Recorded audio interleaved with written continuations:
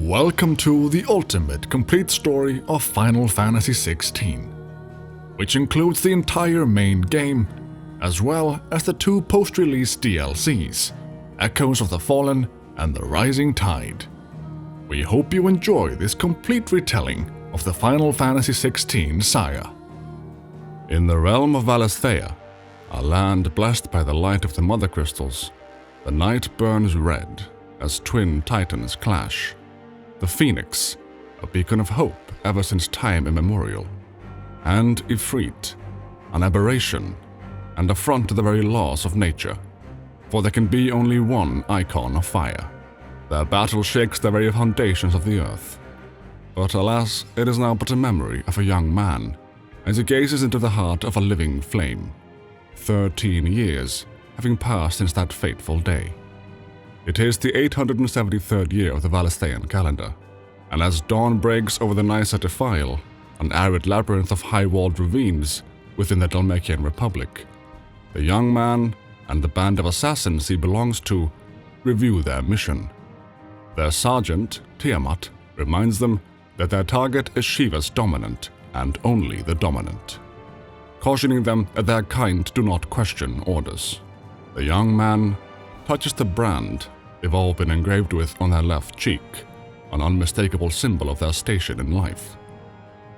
As they leave, Bjast puts the fire out using ice magic, springing directly from his hand, and the young man looks to the newly risen sun, its fiery glow grazing the realm once more, as if reborn in the wake of the cold, dark night. Tiamat calls out to him, breaking his trance, referring to him as Wyvern, and telling him to focus, since he's the key to the mission's success. The four men then reach a cliff, overlooking the valley below, and bear witness as the armies of Dhalmekia and the Iron Kingdom meet each other on the field of battle. As the battle rages, much blood is spilled on both sides, although the Ironblood, who they consider more beast than men due to their backwards beliefs, seem to have the upper hand for the time being. On the other side of the battlefield, safe inside the Sinitra stronghold, the Dhalmeks convene a council with Barnabas Thama, the king of Waloed. They ask for his kingdom's aid in battle, but the king refuses. As the room goes silent, Benedicta Harmon takes the floor, telling the Dhalmeks to have faith in their own men. She reminds Eugene Havel, the field marshal of the army, that if things go wrong, they could always have their dominant take the field. However, the marshal is reluctant to deploy their dominant, since the Ironblood are now said to have a dominant of their very own. Hugo Kupka steps out of the shadow, casually overpowering the marshal with his massive build, disrespectfully blowing smoke in his face as he declares that as the dominant of Dhalmekia, he will make the Ironblood rue the day they ever set foot on the continent of Storm. As Kupka takes his leave, Benedicta chases after him, catching him in the hallway and leaping into his arms. She tells him to be careful, but he dismisses her concerns, telling her that all he requires is someone to warm him when he returns from slaying Shiva, the Warden of Ice. Benedicta seeming open to the idea. Meanwhile, the band of branded assassins continue to survey the battlefield like hawks in search of their prey, their plan being to conceal themselves in the chaos as they carry out their dark deeds. However, as they try to approach their target, they are blocked by the emergence of Titan, the Warden of Earth, who breaks onto the scene, towering over the mountains themselves. As Titan takes to the field, so does Shiva, the two Eikons displaying godlike powers as they engage each other in battle. The sorry souls, unlucky enough to get swallowed up by their confrontation, meeting a swift and indifferent end. Braving the peril of their clash, the branded assassins attempt to navigate the ever-shifting terrain brought on by their battle. But as Titan rages on, Bjast is hit by a flying boulder and crushed, Wyvern almost meeting the same fate as a tower topples over in his direction.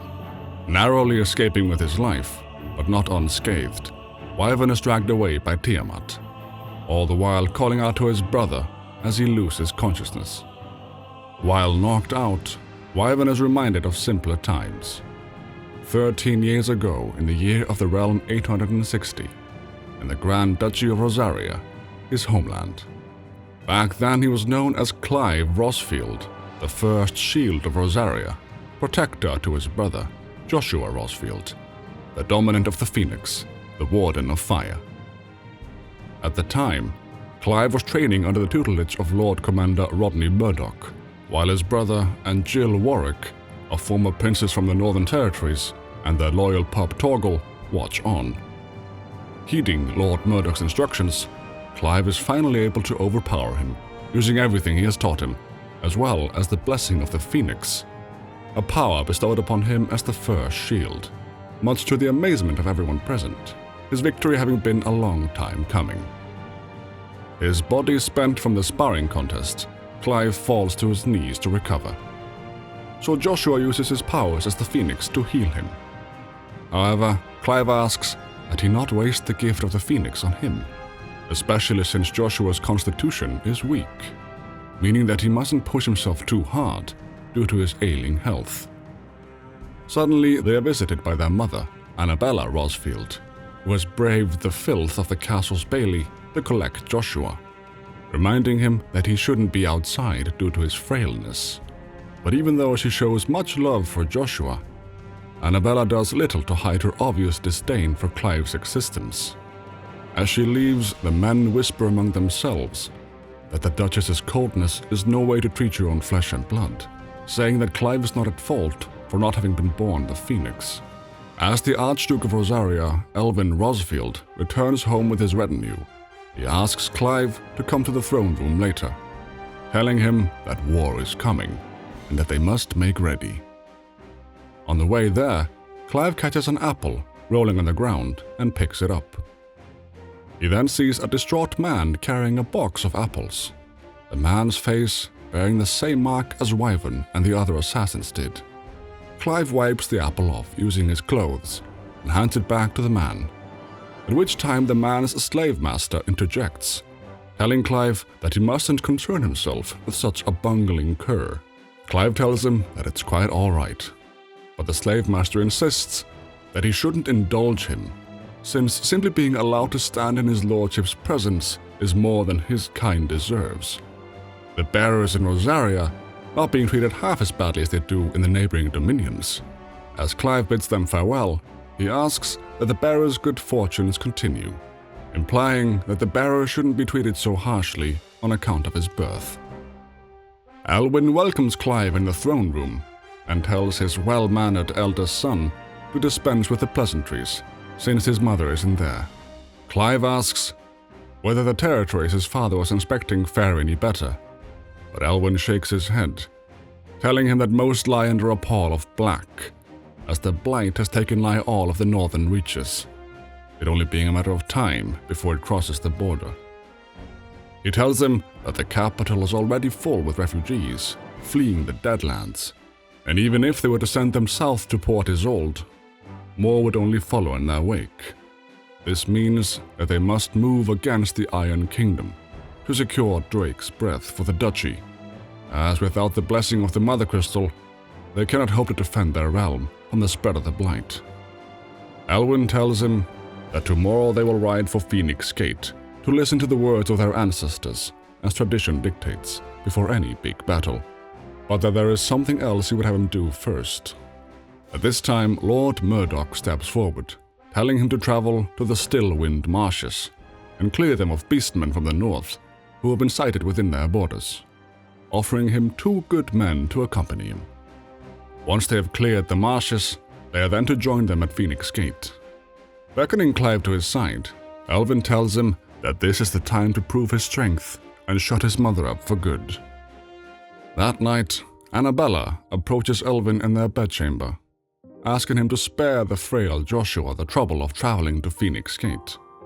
However, he replies that his presence as the dominant of the Phoenix is necessary to perform the rites, as only the dominant can enter the apothecary to listen to the words of their ancestors.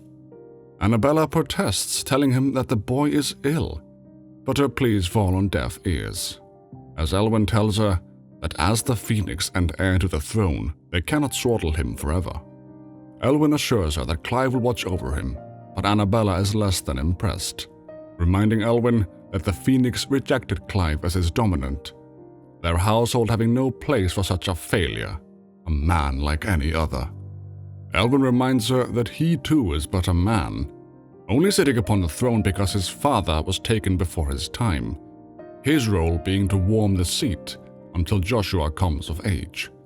Pushing him down onto their bed, Annabella says that as his father's firstborn son, he has every right to sit upon the throne, Elwyn not having disgraced their noble blood the same way Clive did.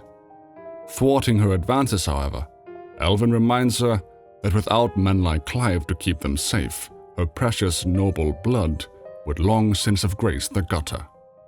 Elsewhere in the castle, Clive and Jill share a tender moment beneath the stars, gazing up at the moon together. Jill asks whether he is going with the others, and Clive replies that as Joshua's shield, he is sworn to protect him.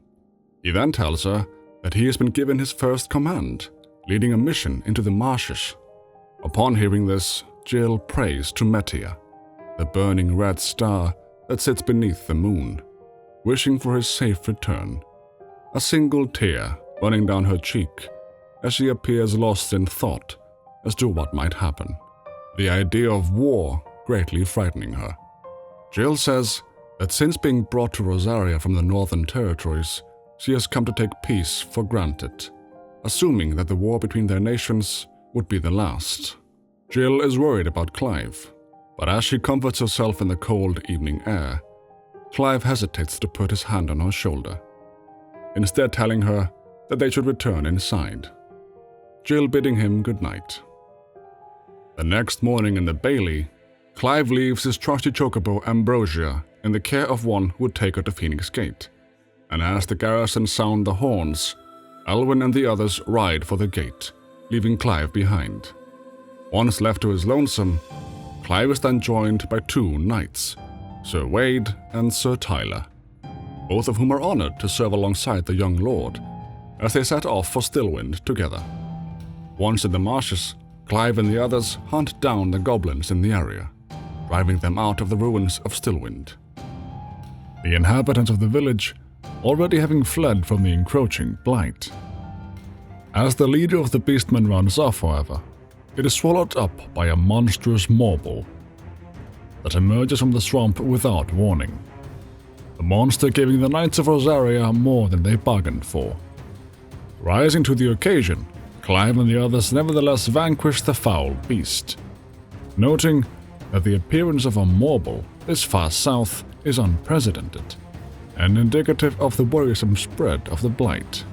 The three of them head to Phoenix Gate to join the others, where Wade regales the men with a tale of how his lordship Clive bested the goblin chief and the mighty morble, much to the amusement of everyone present. At the end of the hall, Elwyn and Joshua have a little heart-to-heart amidst all the ruckus. Joshua telling his father that it doesn't seem fair that the Phoenix only runs in their bloodline, giving them power over others. However, Elwyn tells him that the fact Joshua has been blessed to be a dominant and to wield the power of an Eikon means that he must share that power with the people, this being his sacred charge. The men suddenly burst into song, singing the praises of Rosaria and the Firebird. Joshua taking this opportunity to slip out, thinking he won't be missed. Outside, Joshua runs into Clive and Torgal having followed them to Phoenix Gate, instead of staying at the castle with Jill. Joshua tells Clive that all the men were impressed by his accomplishments, but Clive tells him that it wasn't always like that, and that when he first joined the ranks, everyone thought he was just a spoiled little lordling. Clive tells him that Joshua's the one they truly believe in, but Joshua doesn't believe him, telling his brother that what they truly believe in is the power of the dominant, and that Clive is the one the Phoenix should have chosen, since he himself doesn't have the strength to lead their people. Clive tells Joshua that every man has his duty, and that theirs was decided long ago, when their ancestors chose to instate the dominant as the Archduke of Rosaria, telling Joshua that just as he was born to bear the fate of Rosaria on his shoulders, Clive was born to be his shield and use the Phoenix's blessing to keep their future rulers safe.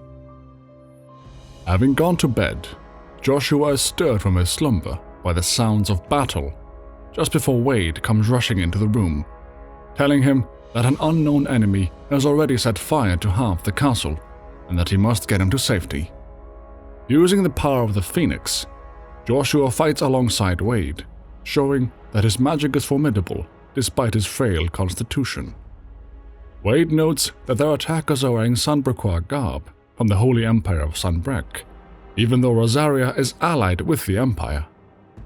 Pushing on, Joshua and Wade find Tyler mortally wounded in one of the hallways, but Joshua uses his powers to heal him, saving his life. Clive then comes bursting into the room, overjoyed to see his brother safe and sound. They are soon joined by His Grace Elwyn and Lord Murdoch, the two of them thanking Wade for rescuing the young prince. Heading for the rear gate, Elwyn sends a Stolas messenger owl to Rosalith, bearing news of the horrors that have transpired there that night. Clive then leaves Joshua in their father's care, telling Joshua to keep their father safe in turn. Meanwhile, Clive intends to hold the enemy there while they make their escape.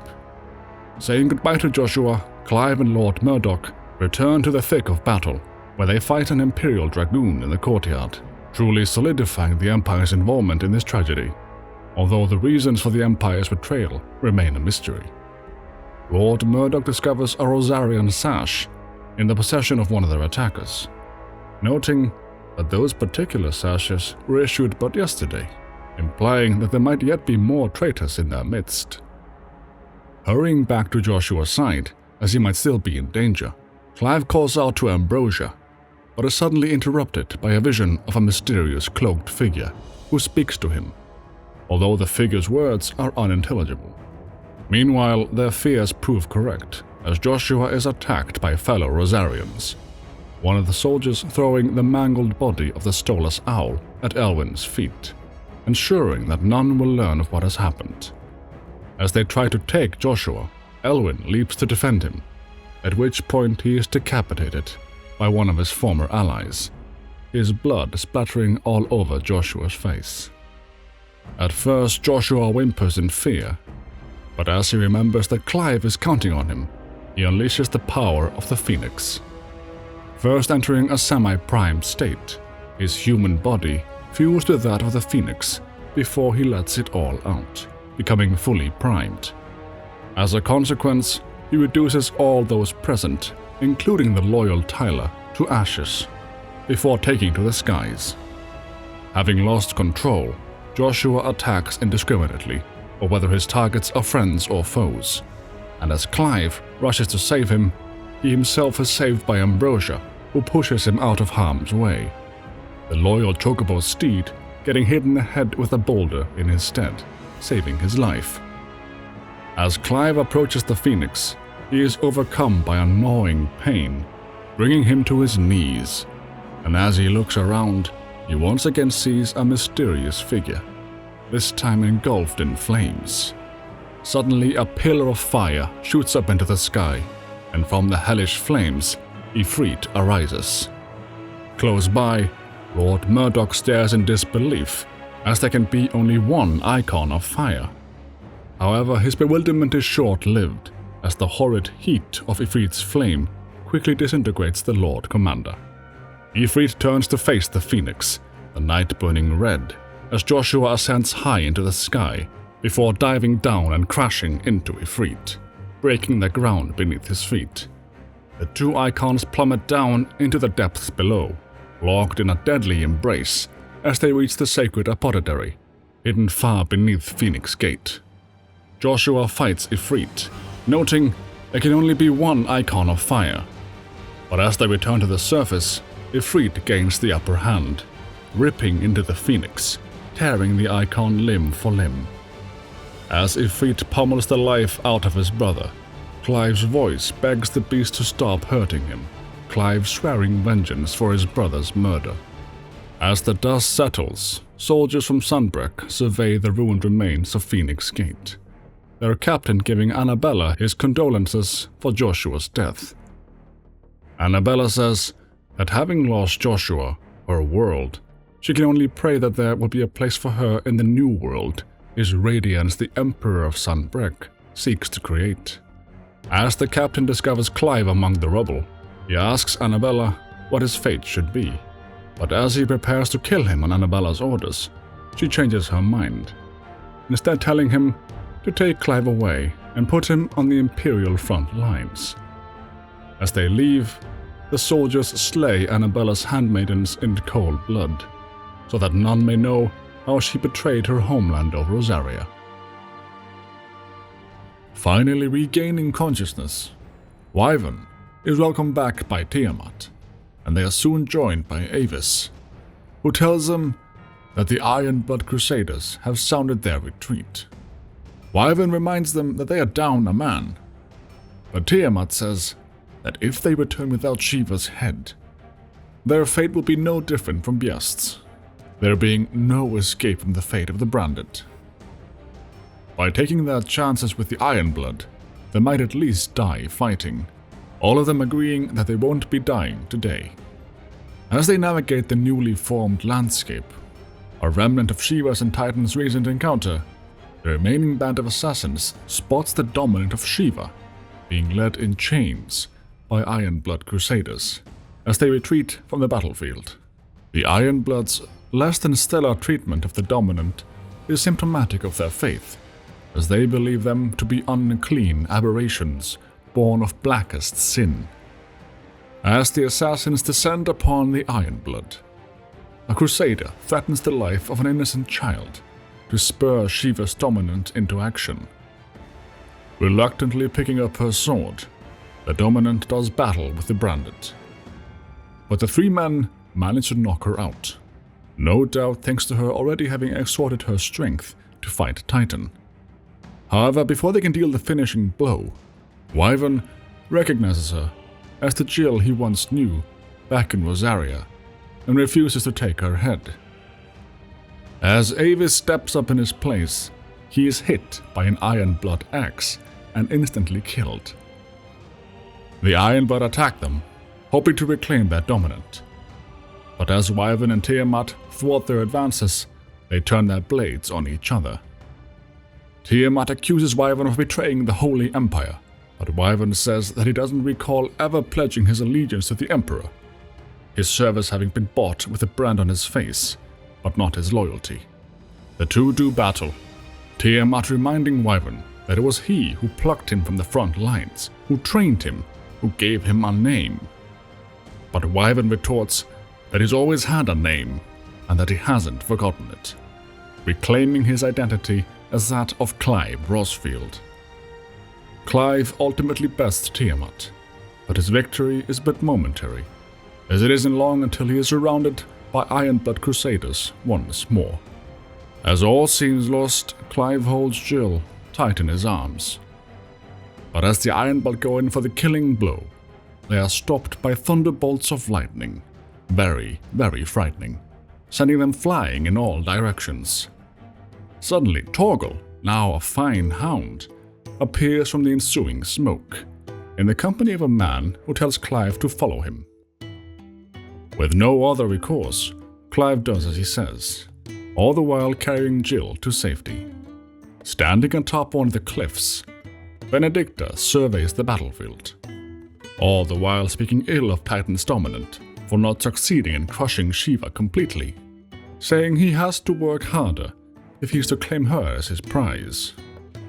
Benedicta's right-hand man, Gerulf, notes the thunder in the distance, implying they might want to do something about it, but Benedicta replies that they'll be hearing more of it soon enough, instead telling him to gather the men so that they can get to work.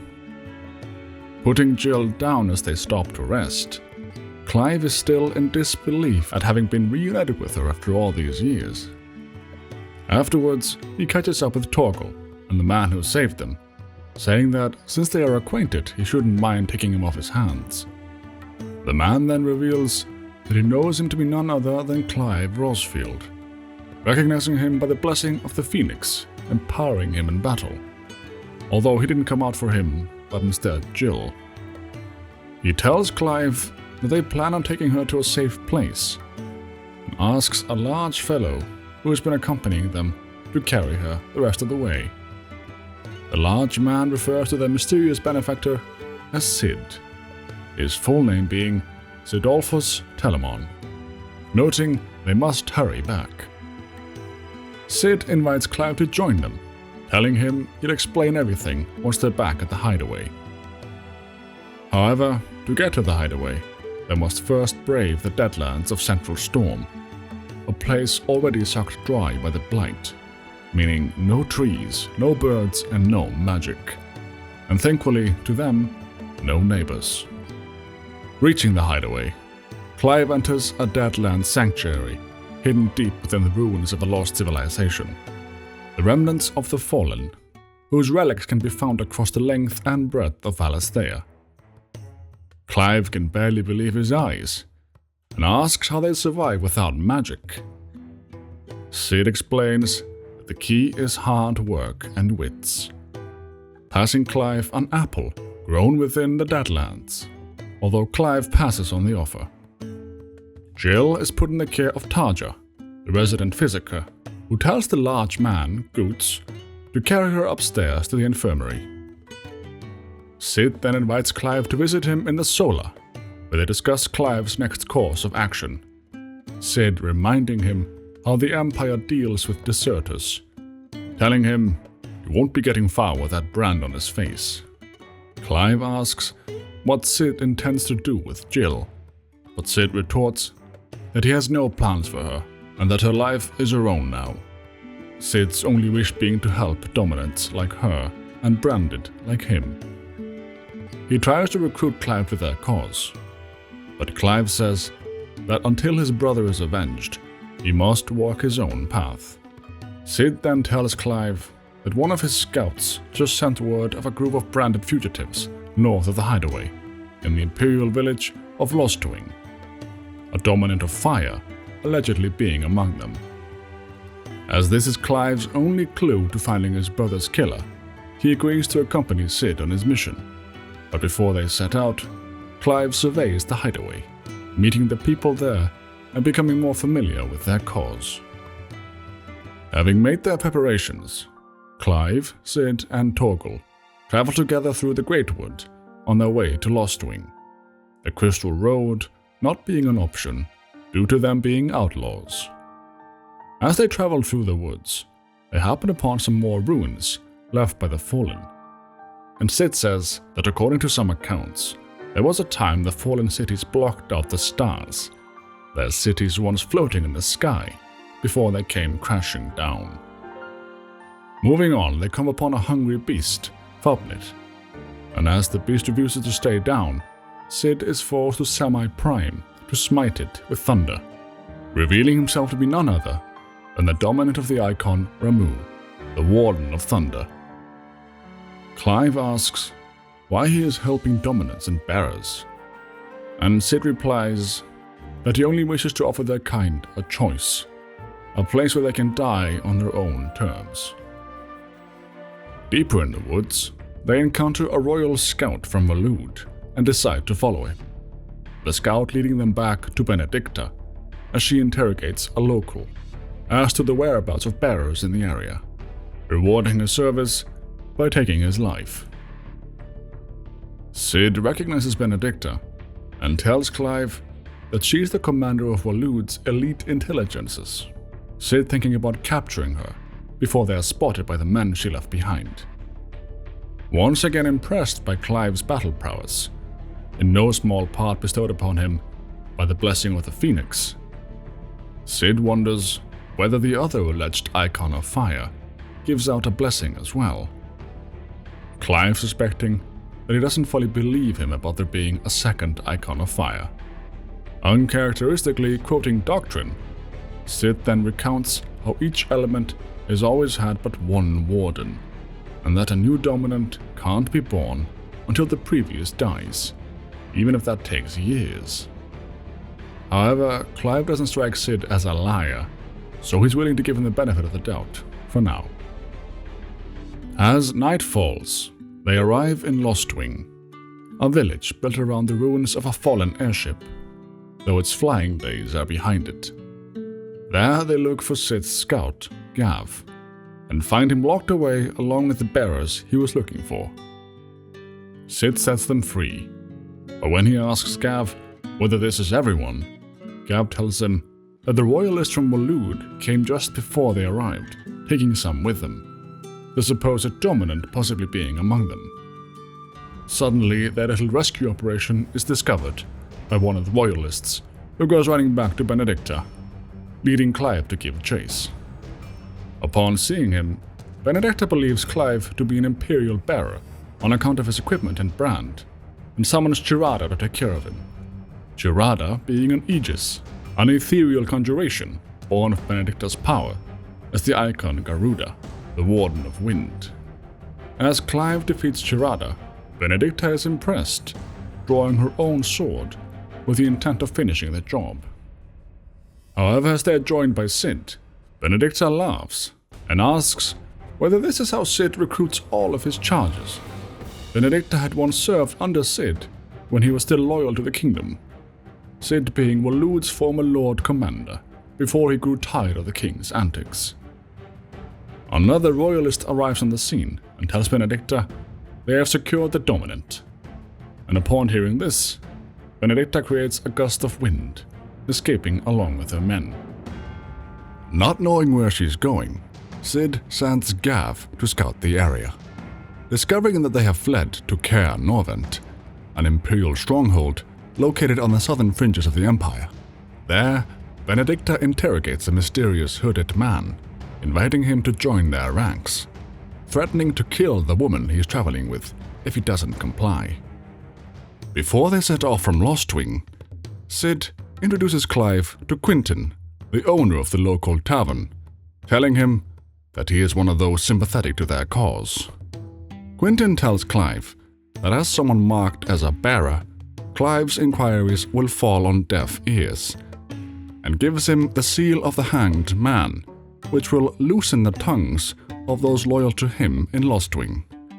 Putting the seal to good use, Clive asks the town people about the dominant of fire, and one of them describes a cloaked man, followed by a female escort wherever he went, both of them having been dragged off by the royalists.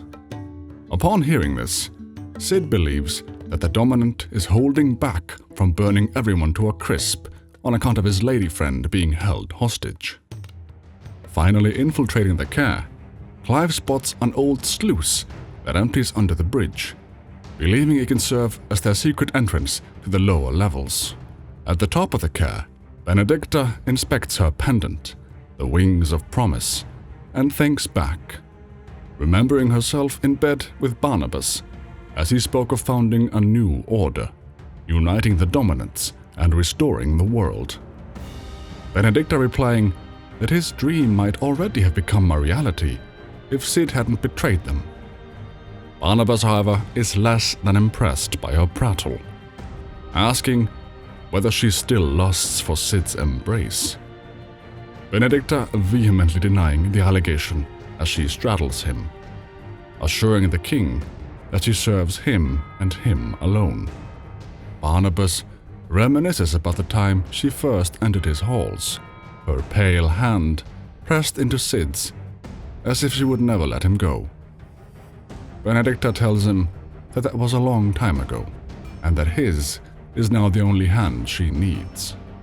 Benedicta's walk down memory lane is interrupted by Geralf, who tells her that one of their sentries has failed to report in. Guessing as to the reason why, she tells him to pull the man back inside the Caer and have them lead Cid and his little pet to the chapel. Once he's alone again, she exclaims that Cid has come for her after all.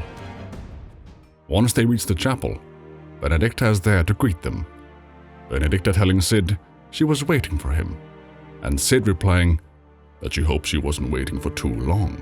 Cid asks her where the dominant is, but Benedicta says that Waloed will be requiring his services indefinitely, asking Sid to come back to their side as well, telling him to envision the world they could build.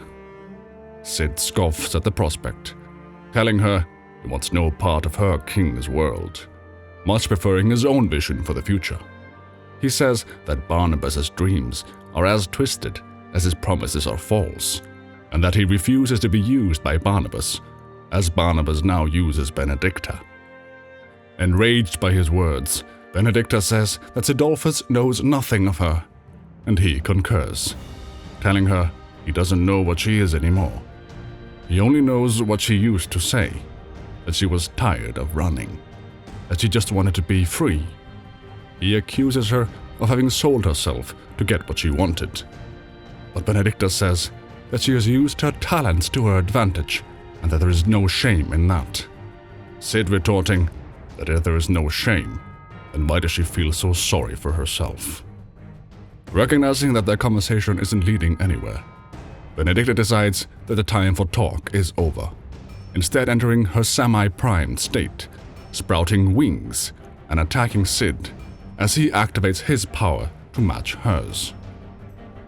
Benedicta throws Sid into a statue of the great Grigor, the one true deity of Sanbreck's Gregorian church, toppling the monument and leaving him for dead. Afterwards, she summons two of her conjurations, Girada and Supana, to take care of Clive, but he once again bests her familiars against all odds. Clive runs to Sid's side, but he is too injured to stand, so Sid tells him to catch up to Benedicta before she flies off with the dominant. Doing as he says, Clive meets Benedicta again at the top of the care. Benedicta once again being surprised by his strength as he defeated her so-called sisters. Benedicta offers Clive the warmth under her wings, as she has uses for a man of his talents. But Clive refuses her enticements, instead demanding that she hand over the dominant. The two of them do battle, Clive managing to disarm her and force her into her semi-primed state. Benedicta tears off a piece of the care and lunges it at Clive, but Clive dodges her attack, countering with the blessing of the Phoenix. As Clive breaks her priming, Benedicta exclaims that he is but a bandit, refusing to believe that she's been brought this low by one such as him. At which point Sid appears, telling her it was because he was fighting for something he believed in. As Clive tries to grab Benedicta, a green burst of energy breaks forth from her chest, her Eikons' essence joining with his. As this happens, Clive is overcome by tremendous pain, as a mysterious voice in his head exclaims, "There you are." Benedicta seeks to use Clive's sudden tantrum to launch her counterattack, but when she tries to summon Garuda's power, she can't manifest it, saying that she is gone, ordering Clive to give her back. Without warning, the care is rocked by explosions, and Geralt arrives to carry Benedicta away, as Sid stays with Clive, dumbfounded at Clive having stripped her of her power, taking it for himself. As the care starts to crumble due to the ensuing fire, Sid surmises that the dominant must have escaped, and that they too must evacuate. Once outside the care, they are reunited with Gav, and Sid thanks him for leading the bearers to safety. Upon hearing what has transpired, Gav offers to track the dominant, going on ahead to begin his work. Elsewhere, Benedicta is still distraught at the loss of Garuda, saying that Barnabas will cast her out like all the others.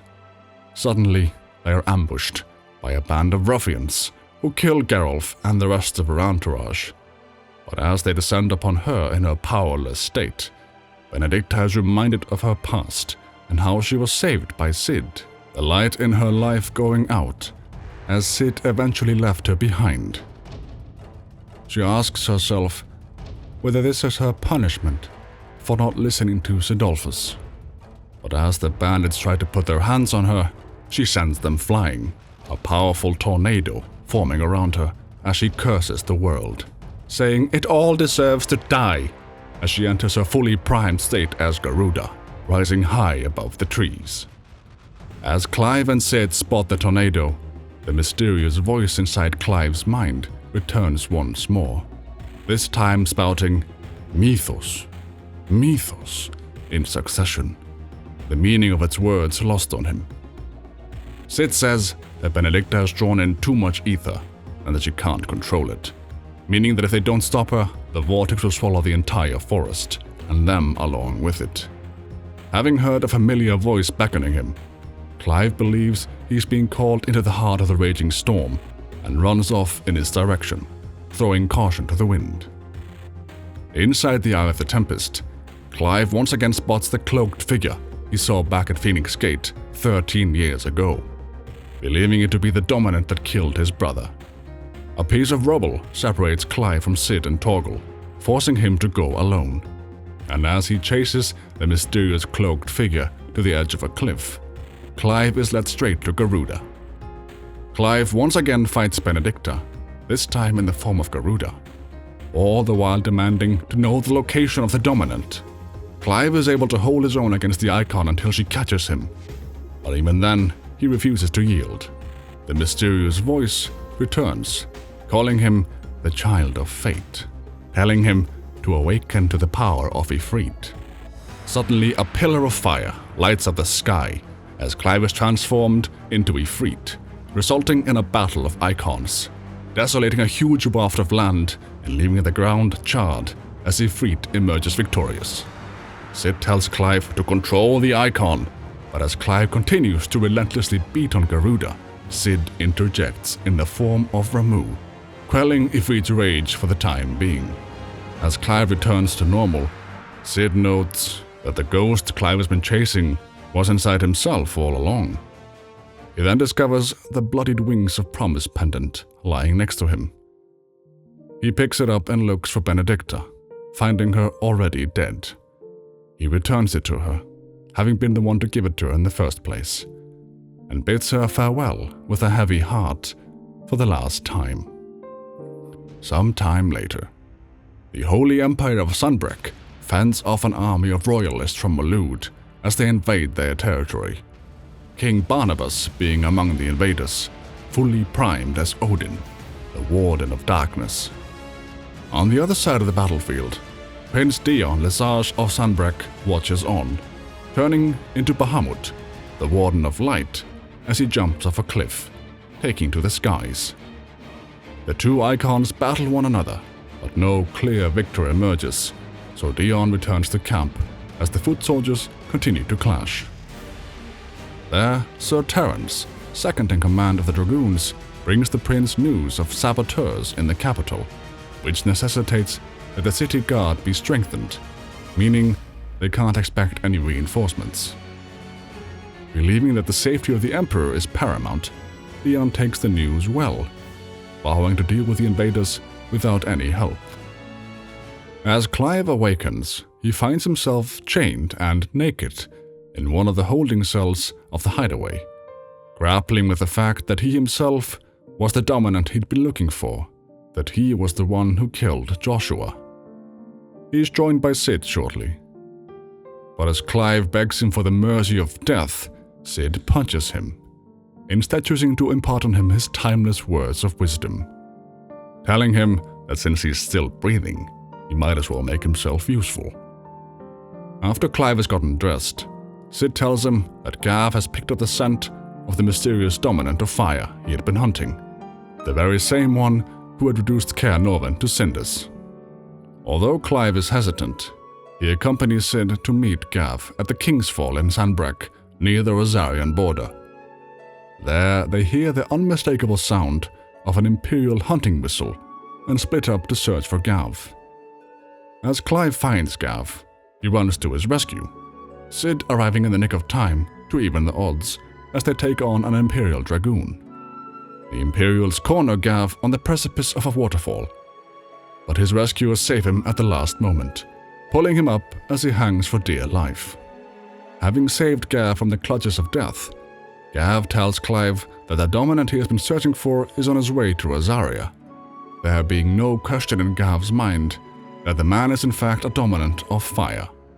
Knowing himself to be a dominant of fire, and that his brother is dead, Clive struggles to believe it, but Sid persuades him to nevertheless get to the bottom of this mystery. Elsewhere, the mysterious cloaked man and his female retainer stop to catch their breath, the man saying that they will soon be back to where it all began, fire burning in the palm of his hand. As he removes his hood, he reveals himself to be none other than Joshua, fully grown and very much alive, saying that there is someone he must stop. As Clive and the others return to the hideaway, they are eagerly greeted by Tarja, who informs Clive that Jill is finally awake. Clive goes to her, and the two of them are finally reunited outside the field of battle. They embrace one another, both having trouble believing that the other is alive. Jill tells Clive how she was abducted by the Ironblood, who invaded not long after the news arrived about Phoenix Gate, killing the men and capturing the women. However, before they could have their fun with her, Jill awakened to her powers as Shiva's dominant. As a result, the Ironblood forced Jill to fight for them, threatening to slaughter her countrymen if she disobeyed their orders. Clive then tells Jill the story of what happened at Phoenix Gate, telling her that he is the one who killed Joshua, as the second Eikon of fire. Upon hearing this, Jill decides they should go back to Phoenix Gate to ascertain the truth of the tragedy that occurred 13 years before, facing whatever truth they may find together. As they journey back to Rosaria, they are greeted by the familiar sights of the countryside.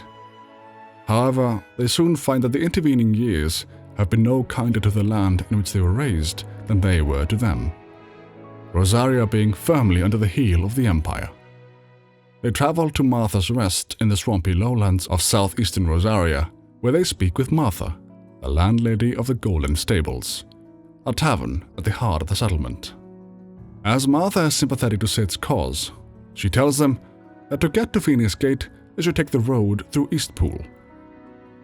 However, the bridge just collapsed, and Bernard, the carpenter in charge of fixing it, has gone missing. Clive offers to find the missing carpenter, and once he and Jill have brought him back safely, he quickly resumes work on the bridge.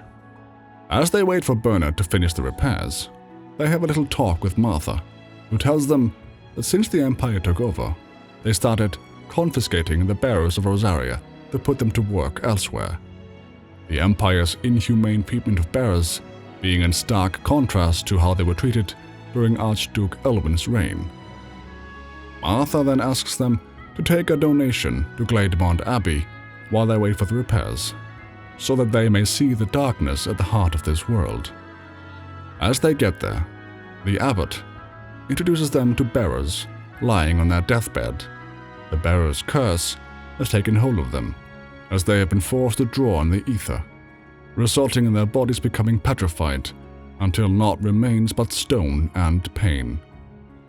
Clive and Jill share a bearer's final moments, the tragedy of it all leaving a lasting impression in both of them. Back at Martha's Rest, Martha gives Clive the slumbering chocobo seal, so that others sympathetic to their cause might know that they are one of them. As she watches them leave the tavern, Martha rejoices in the fact that Lord Rosfield and Lady Warwick have come back to them, hoping for them to stay for a long while yet. As they reach Eastpool, Clive is recognized by a blonde woman who tells them her name is Hannah and that she is Rodney Murdoch's wife. Clive is overjoyed to see her, and Lady Hannah bursts into tears upon seeing the two of them alive. Lady Hannah invites them to her home, where she offers them a drink and a place to stay. But as they talk, Clive discovers that Lord Murdoch passed away on the night of the fire, never returning from Phoenix Gate, adding yet another life lost to Clive's conscience. During the night, Clive and Jill sleep in the stables, as Clive cannot bring himself to sleep under the same roof as the wife of the man he killed. He tells Jill how avenging Joshua was the only thing that kept him going these 13 long years, killing in the name of the Empire, and that now that he has discovered that he is to blame, he's not sure how he can go on living. Jill has a similar story to tell, having slaughtered so many in the name of the Ironblood. So many that she herself wished for death Having shared their death wishes with one another, they reminisce about the last time they met on the balcony at Rosalith. Jill praying to Metia for Clive's safety, her prayer now finally having been answered, meaning that the heavens must still have a plan for them. Their eyes become trapped in each other's gaze before they bid each other good night. The next day, Lady Hannah gives Clive some of his father's old clothes, telling him he looks just like Elwyn at his age. Clive thanks her for her kindness, and Lady Hannah says it's what Elwyn would have wanted. Bidding farewell to Lady Hannah, Clive and Jill head north. But Clive is recognized by the mayor of Eastpool, who asks him to pay a visit to one of the elderly bearers, who still swears absolute loyalty to Archduke Elwyn. Finding the bearer overlooking the village, the delirious bearer mistakes Clive for Elwyn, Jill telling Clive to humor him.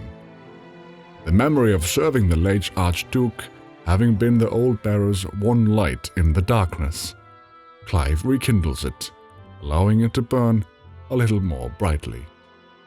As they arrive at Phoenix Gate, the ruins are still and silent, much as they were on the day after the disaster 13 years ago. Yet, amidst the shattered stonework and blackened beams that Clive recognizes all too well, he catches the sight of the hooded man he has been chasing.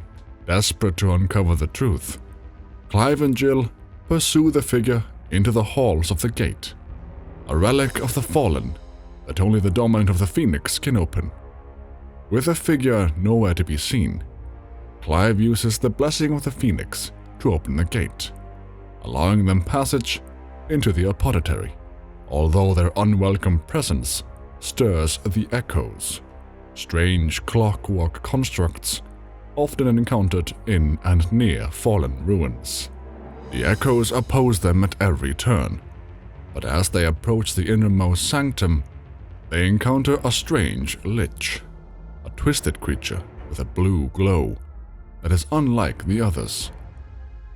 Once they have defeated the lich, they discover a mysterious mural at the heart of the ruins, although only the upper part of it has been preserved, depicting some sort of winged god.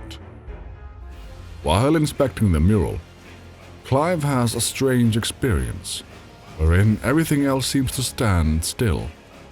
In that mysterious state, he meets the hooded man, who reveals himself to be Clive himself. Clive gets transported into a hellish landscape of lava and flame, where he is forced to witness Ifrit killing Joshua once more, his younger self reminding him that their duty was to protect him. Hoping to let Joshua's soul finally rest in peace, Clive vows that no matter how bitter the truth that awaits him, he will press on, accepting the truth and taking on Ifrit as well as his own shadow, finally accepting that he is the dominant of Ifrit, the second icon of fire. Clive finds a new purpose in life, to unravel the mystery of why he was chosen to bear this burden, and to live not for revenge, but to atone for the crimes he committed 13 years ago. Jill says that they will find the answers together, as Joshua watches them from a distance. Meanwhile, in Castle Dasbog in Dalmekia, Hugo Kupka learns of Benedicta's demise and demands to know who is responsible. He is told that Sid paid for Benedicta's coffer, at which point Kupka becomes enraged, swearing vengeance on Sid and all he holds dear. As they return to Eastpool, they find that the villagers they just met have been brutally slaughtered for sheltering bearers, the soldiers acting under orders from Empress Annabella, Clive's mother, now ruling over Sanbreque along with the Emperor. They find Lady Hannah's corpse among the slaughtered, and Clive swears to make a world where being a bearer is not a crime punishable by death, officially deciding to cast his lot in with Sid and the others. As they head for the hideaway, a Dalmakian spy takes note, following them back to discover its secret location. At the hideaway, Clive consults with Sid about what can be done.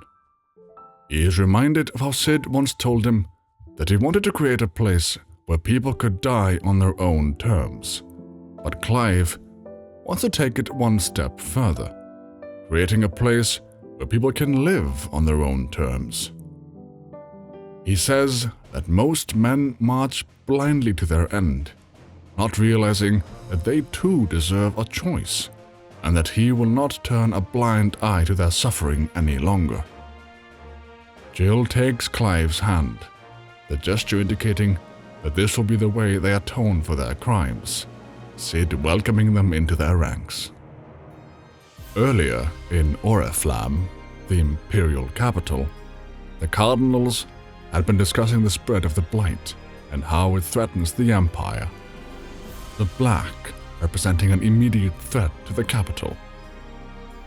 Unimpressed by the council's empty talk, Sylvester Lesage, the reigning emperor, says that if it is fertile land the Empire requires, they need but look south to the crystalline dominion.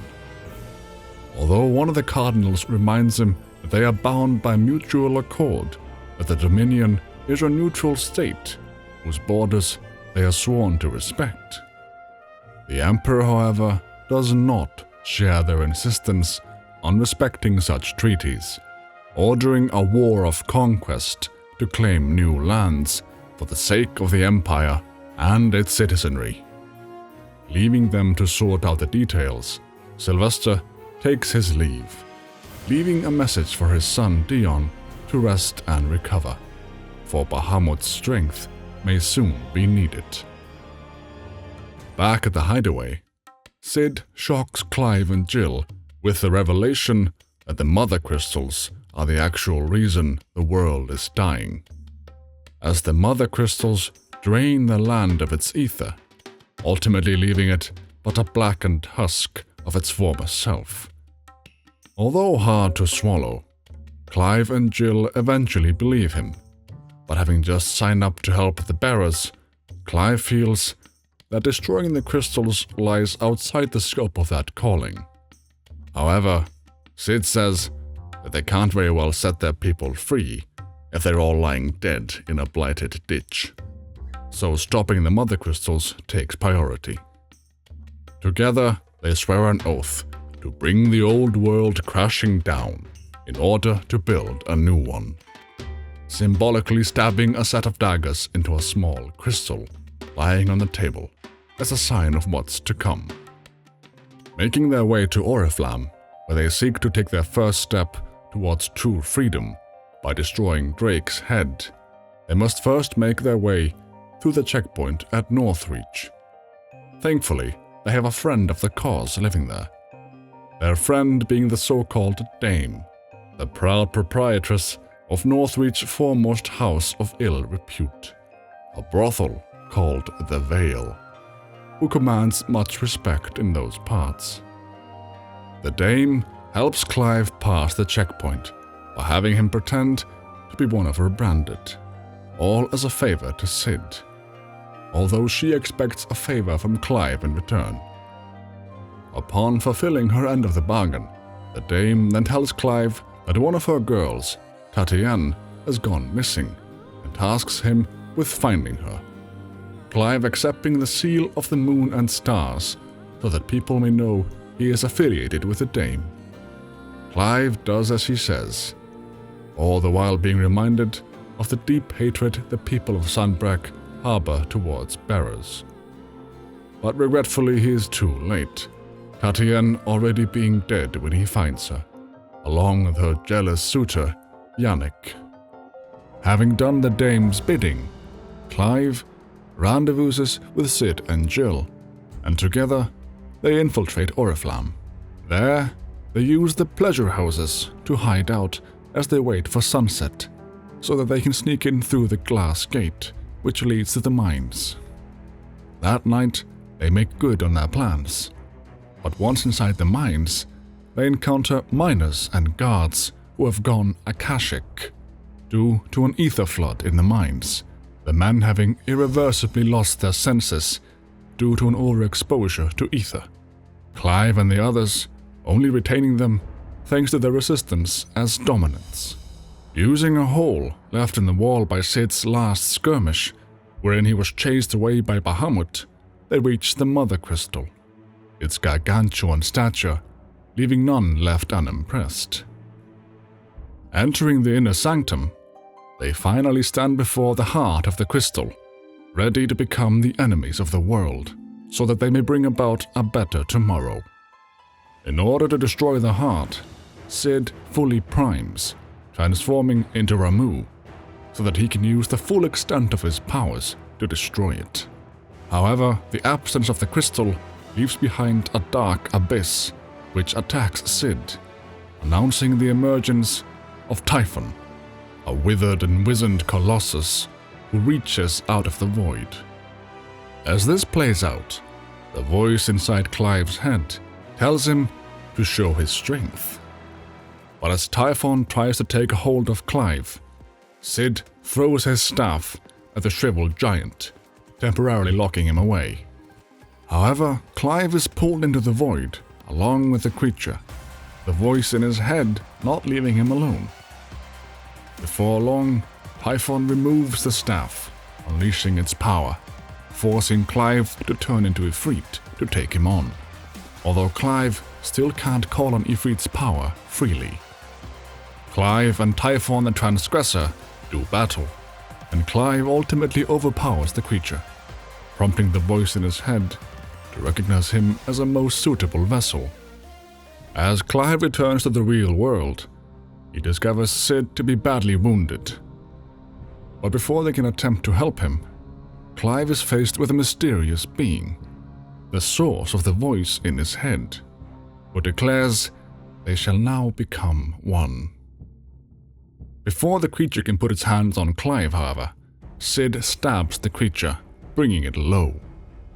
Immobilized, the creature asks with indifference why he denies his fate, before disappearing into the ether. Sid starts coughing and celebrates the fact that he has one cigar left in his arsenal. Clive lights it using his fire magic, and together they share Sid's last moments together. Trusting in Clive, Sid bestows upon him the essence of Ramuh, just as Clive had taken Garuda's essence, saying that the rest is in his hands, before dying of his wounds, Sid's cigar falling to the floor, the flame still alive. With no time to rest, the enigmatic creature returns, violently assailing them with ether, at which point Joshua appears, countering its onslaught with his flames as Clive and Jill pass out. Joshua calls out to Ultima. The creature, recognizing that Joshua has learned their name, asking what else the Phoenix has learned about them. Joshua says that his travels have revealed much about him and his ambitions, and that it was Ultima who tore him from his brother to obtain Clive's power. However, Joshua says that Ultima will have to go through him if he wants Clive, ultimately trapping Ultima within himself, using the power of the Phoenix to keep him at bay, and healing the wounds brought on by Ultima's imprisonment. As the Mother Crystal overlooking Sunbreck evaporates, the populace stares helplessly in horror at what is happening. Meanwhile, at the hideaway, Dhalmekian soldiers slaughter everyone they can find as they look for Sid, under orders from Kupka. Gav losing an eye in the confrontation with a Dhalmekian spy who ratted them out. Suddenly, Titan emerges and crushes the hideaway, destroying Sid's precious sanctuary to get back at him for the death of Benedicta. 5 years later, in the year of the realm 878, Clive and Jill go undercover in the streets of Kosnis in the Dhalmekian Republic. There, an orphan girl named Kiel offers to sell Jill a curative to ease the aches of the road, but she declines the offer. Later, a man welcomes Clive, calling him Sid, and tells him that bearers have been locked up in an old courthouse on the edge of town, guarded by Kupka's private guard. Clive and Jill go to free them, but even after they set them free of their bonds, the bearers are less than grateful, telling them that they never asked to be saved, their friends being dead because they were used to lure them there. The bearers refuse their help, and Clive and Jill return without them. Having destroyed their symbol of hope 5 years ago, for reasons they'll never know, Clive recognizes that they can't blame them for thinking them to be the cause of their misery. For though it is to give them a better tomorrow, they see only that which makes their lives harder today. Jill wonders whether they made the right choice. But Clive believes that when Sid said he wanted to create a world where they were free, it didn't matter whether the choice they made was right or wrong, only that it was their own. Clive has taken on Sid's name to carry on his legacy, now being known to many as Sid the Outlaw. As they reach the new hideaway in the center of Lake Benumir, in the Deadlands of Central Storm, Clive reports to Otto, chief steward of the hideaway, telling him about what transpired in Cosnes. He then goes to see Vivian Ninetails, a scholar and strategist hailing from the Crystalline Dominion, who apprises him of the current state of the realm, reminding him of how Sanbreque has now subjugated her homeland. Next he pays Hippocrates a visit, the hideaway's resident historian, to see whether his research has yielded any mentions of Ultima, but the lawsman has yet to find anything of note. As Clive runs into Tarja, she compliments his scar, Tarja having been the one to surgically remove the brand he bore, allowing him to walk around without being persecuted. He then finds a letter from Gav, telling him that the Republican army is on the march, leaving Randelar, Dhalmekia's capital, in Kupka's charge. This leaves Kupka less time to trouble them, offering them a chance to continue ridding the world of the Mother Crystals. Meanwhile, in the Northern Territories, Joshua travels along with his ever-faithful escort, both of them noting the alarming spread of the Blight and how it threatens the very existence of the Twin Realms, the world marching ever closer to its end. The hideaway receives word that Martha has gone missing, so Clive and Jill travel to Martha's Rest, where they discover she's been taken away in shackles, the Imperials leading her towards Sorrowwise Bay to the Abbey sheltering the bearers. Clive and Jill give pursuit and find Martha along the way. Distraught, Martha tells them that knights calling themselves the Black Shields have come to cull the bearers, Martha having been saved by the sacrifice of the bearers she had taken in to help. Clive and Jill go to the Abbey, where they find the bearers murdered in cold blood. They then encounter the Black Shields, a twisted play on words by Clive's mother, as she mocks the once proud shields of Rosaria. The Black Shields even reciting the oath of the former shields of Rosaria. Enraged by this perversion of what he holds dear, Clive faces the knights in battle, slaying every last one of them. Returning to the hideaway, Clive devises a plan, along with his conspirators, to finally make a move on the Mother Crystals. His plan entails using the war between Dhalmekia and Sanbreque over the Crystalline Dominion as a diversion, their first target being Drake's Breath in the Iron Kingdom, since no one would suspect it. Clive and Jill set out for Port Isolde to hopefully secure a ship which can carry them across the strait from Clive's uncle, Byron Rosfield, Elwyn's younger brother and successful merchant.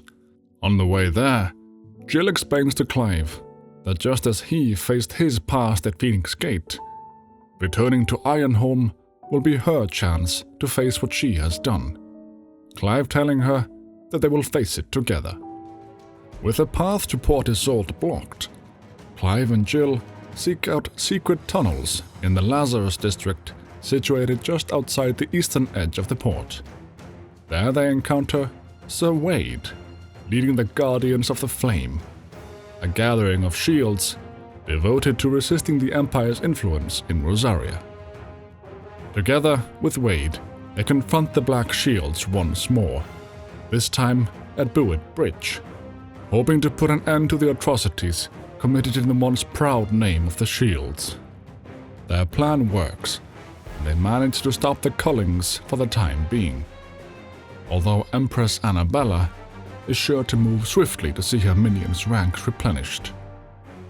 Before bidding farewell to Wade, he tells them that their operation has long since been secretly funded by Lord Byron, warning them he may refuse them an audience since he must remain ever vigilant, especially since Clive is famously dead.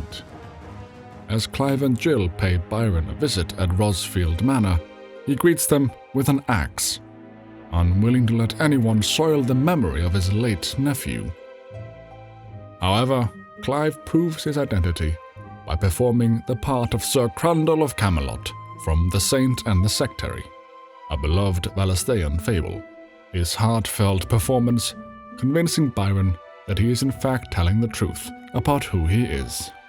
Byron joins him in the act, playing the part of Madhu, earning him applause from Clive. Byron bursts into tears, welcoming his dear nephew back from the dead. Byron then outfits Clive and Jill with a ship that bears them across to the island of Drostanus in the Iron Kingdom, where Drake's breath rises from the boiling sea. Before they set out, however, the two of them return to the hideaway to complete their final preparations, to bring down not only the Mother Crystal, but also the Patriarch, Imrian, who enslaved Jill and forced her to kill for his kingdom. Separating from the ship, Clive and Jill land their dinghy upon the shores of Drostanus and make for the mountain and the crystal's heart that lies within, where both the Mother Crystal and the Patriarch shall taste their blades. Inside Mount Drostanus, they come across a torrent of lava blocking their path, but thankfully Jill is able to use her powers as Shiva to shield them momentarily as they cross the bridge. On their way to the heart, they pass by the Handmaiden's living quarters, where Jill is reunited with Lady Marley, a Rosarian who took Jill under her wing. Jill tells her of their plans and instructs her to flee the island before they carry out their mission. Bidding farewell to Lady Marley, Clive and Jill find their way to the heart of the Mother Crystal, where Imrian is leading a prayer, performing sacrifices in the name of the crystal. Jill shouts out to him, declaring her presence, admonishing him for the lives he has taken and for the things he made her do. In his self-righteousness, Imrian claims that the lives he took were sullied by the stain of ether, and that he simply cleansed them of their corruption. But Jill will have none of it, cursing him for his sins and herself for playing the part of his monster for far too long. Baring her teeth at her former master, Jill says that just as she was once forced to bow to him, he will now bow to her. As Clive and Jill start fighting Imrian's disciples, the mysterious hooded figure Clive has seen many times waves its hand before disappearing, leading lava to pour from the Mother Crystal, summoning a fiend of fire. This forces Jill to fully prime into Shiva, but as Clive attempts to call on the power of Ifrit, he fails to manifest the icon at will. Once primed, Jill holds the fiend at bay, allowing Clive to fight it encircled by a wall of icicles. With their combined powers, Clive and Jill defeat the liquid flame, although it leaves Jill too weak to even stand. Jill imbues Clive's blade with ice, allowing him to strike at the Mother Crystal's heart, shattering it in Sid's honor. All the while, Imrian stares in disbelief, mortified by what has happened. Jill tells him that they have destroyed his precious Mother Crystal, before running him through with her sword, killing the true monster. As the crystal dissipates, the inhabitants of the island flee, Lady Marley being among them as she prays for Jill's safety as the last light of the crystal fades. Meanwhile, in the crystalline dominion, Joshua suddenly feels Ultima's thoughts turning to Clive, forcing him to catch his breath as he struggles to contain him. Keel, the young girl who had previously offered to sell medicine to Jill in Dhalmekia, appears and offers to help Joshua. But Joshua tells her to save her medicine for those who need them the most. Joshua wonders why Clive is in Ultima's thoughts again after 5 years of silence, noting that he can't keep him sealed away much longer. Joshua's retainer asks what he hopes to find in the Dominion, and Joshua replies that he seeks Dion Lesage, the crown prince of Sanbreque, having much to tell him, believing him to be a righteous man. Yet elsewhere in the Dhalmekian Republic, the Ministry of Law discusses the dire state of the war effort as they try to combat the Empire's illegitimate claim on the Dominion. However, Kupka, permanent economic advisor to the Dhalmekian government, thanks to his role as Titan, scolds them for having been goaded into a war without any thought as to the chaos it might reap. Their soldiers now starving as they await their orders. One amongst the ministry says that Kupka could end this if he'd only take to the field, but Kupka retorts that if he were to do that, then so would Bahamut, their duel shaking the island to its foundations, dooming the Dominion, as opposed to liberating it. Suddenly, the meeting is joined by Empress Annabella and her son, Olivier Lesage, the half-brother of Dion, as well as Clive and Joshua. They have been summoned here by none other than Kupka, deeply offending the ministry, as it means that Kupka has been in contact with the enemy. Once in private, Kupka and Annabella discuss the reason he has called her, Kupka revealing to her that Sid the Outlaw's true identity is that of her son, Clive. Annabella refuses to acknowledge the accusation, but Kupka says that he will take care of her son as long as she will see to it that the hostilities between Dhalmekia and Sanbreque are allowed to cease. As Kupka leaves, hell-bent on exacting revenge for Benedicta, Annabella remains in the room, reminding Olivier that he will one day become the Emperor of Sanbreque. Back at the hideaway, Tarja finished giving Jill an examination, telling Clive that the curse has spread as Shiva has exacted her toll. As he sits down beside her, their hands accidentally touch, and their lips draw ever closer. Before they can kiss, however, they are interrupted by Gav, who tells them that Rosaria has come under attack by the Men of the Rock from Drake's Fang, Hugo Kupka's private guard, who hopes to lure Clive to Rosalith to exact his revenge on Sid. Knowing full well it's a trap meant to draw him out, Clive, Jill, and Gav travel to Rosalith, arriving as Kupka and his men have already breached the castle's outer wall. Clive and Jill make their way to the castle, where they fall right into Kupka's trap, leading Jill to be captured by Kupka. Jill is placed in bindings, which keep her from using her powers, and Clive is forced to lower his weapon to stay Kupka's hand from killing her. Clive is then taken into custody and forced to wear the same bindings, Torgal being the only one to escape the confrontation, along with Gav, who is scouting the area. Gav breaks Clive out of his cell and releases his bindings, allowing them to rush to Jill's rescue just as she is being executed. However, it is not them who save her, but rather Torgal, who manifests a dormant power within, turning him into something akin to an Eikon. Having freed Jill, they all come together to take care of Kupka's men in the courtyard, before Clive enters the castle alone to face him, the others watching his back. Inside, Clive learns of the reason behind Kupka's vendetta against Sid, Kupka believing that Sid was the one to kill his dear Benedicta. Kupka was disappointed to hear that Sid had already perished, but relieved to learn that Clive has taken up his name. Kupka deciding that as Clive chooses to bear that murderer's name, he shall answer for his crimes. Upon hearing this, Clive says that the only crimes he'll answer for are his own, revealing to Kupka that it was in fact he himself who slew Benedicta Harman, not Sid, meaning that the object of Kupka's vengeance is standing right in front of him. Kupka celebrates Clive's confession, becoming enraged as he tells Clive that he and Benedicta shared a dream of him becoming king of the world, with her becoming his queen, ruling together as the gods they are. But Clive refuses to show him any pity for all the lives he's taken, and no mercy. They fight as the castle crumbles around them, the power of the earth nourishing Kupka's strength as he shatters the floor, crashing them down into the Rosfield catacombs. But even with Kupka in his earthly element, Clive manages to beat him back, cutting off his hands as he returns to human form. However, as he goes in for the kill, Titan's essence seeps into Clive, rendering him too weak to finish the job.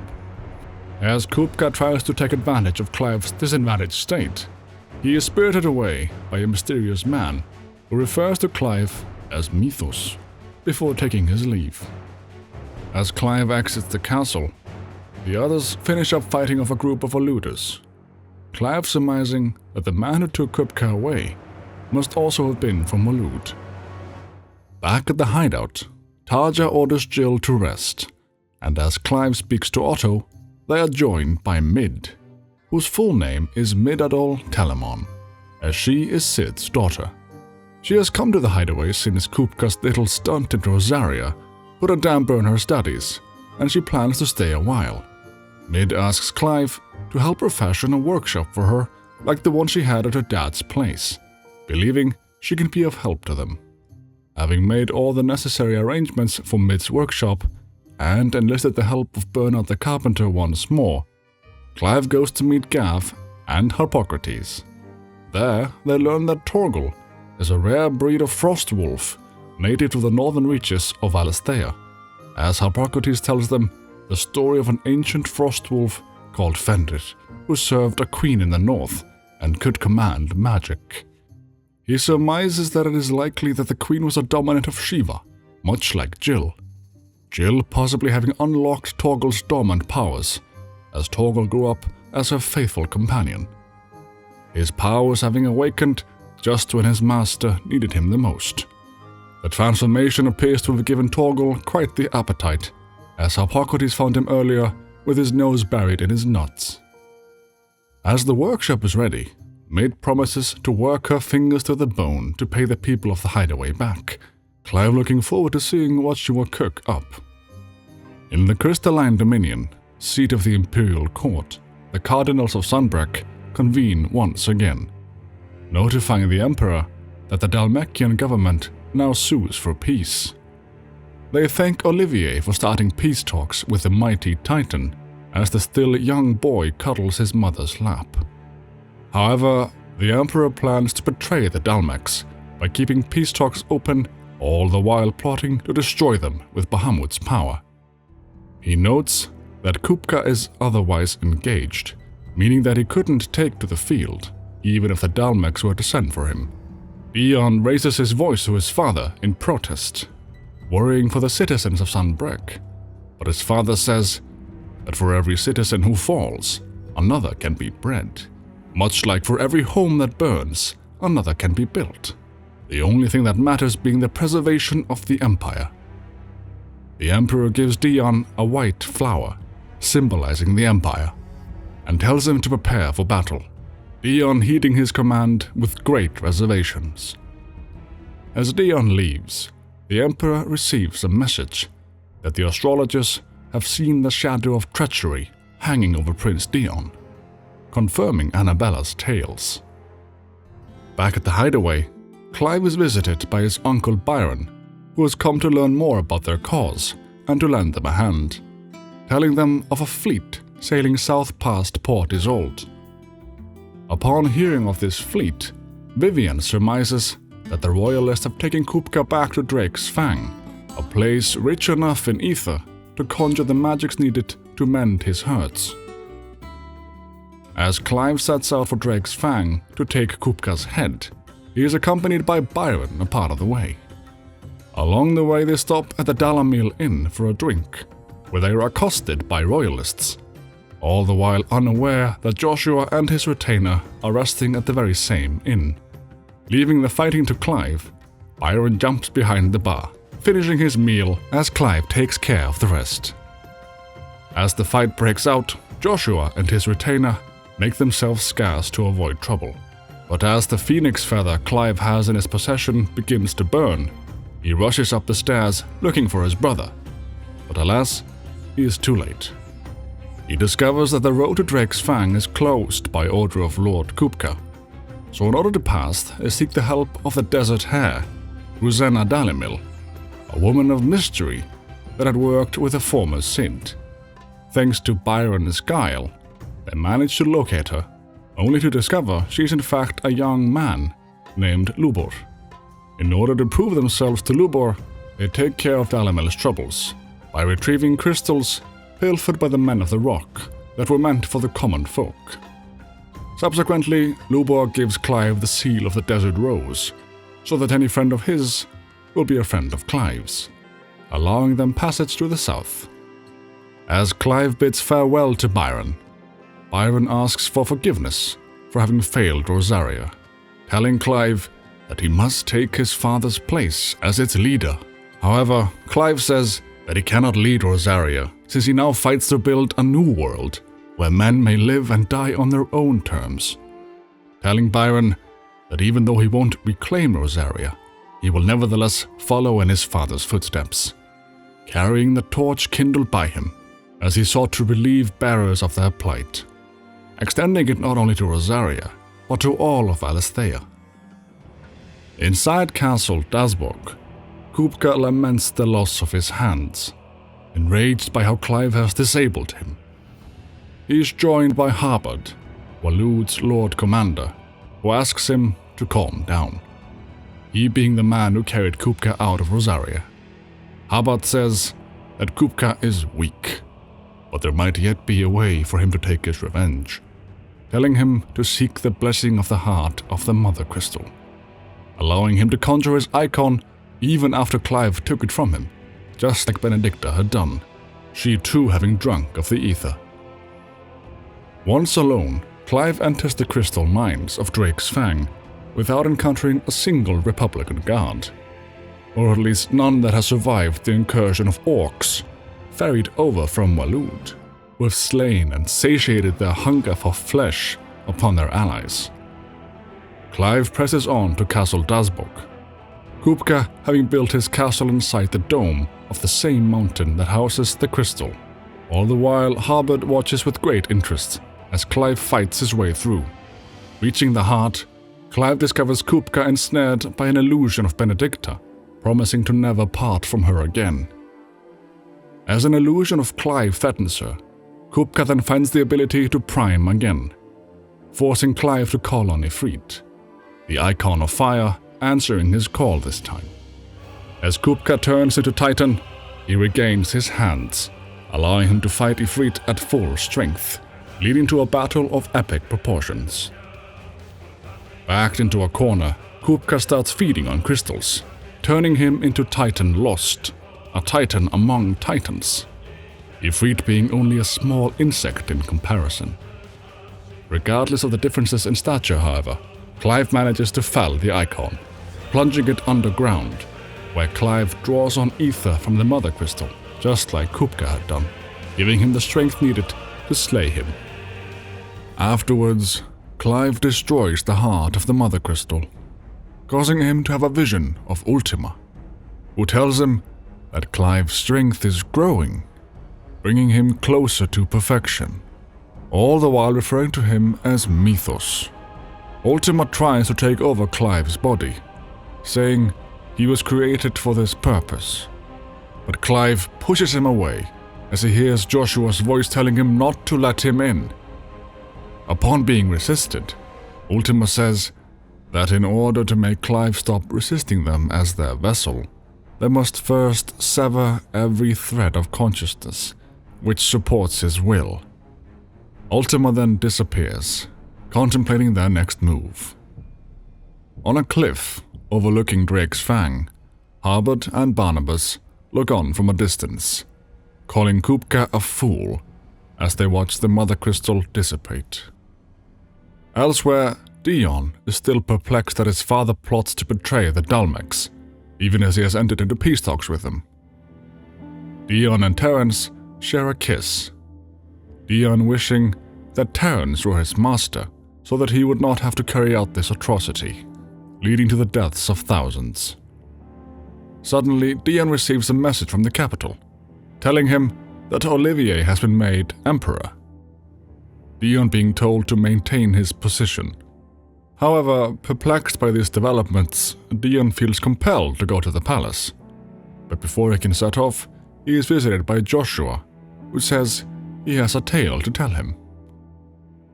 Clive returns to the hideaway and sets about spreading the glad tidings that Kupka, the man who crushed their former home and slaughtered many of their friends, is no more.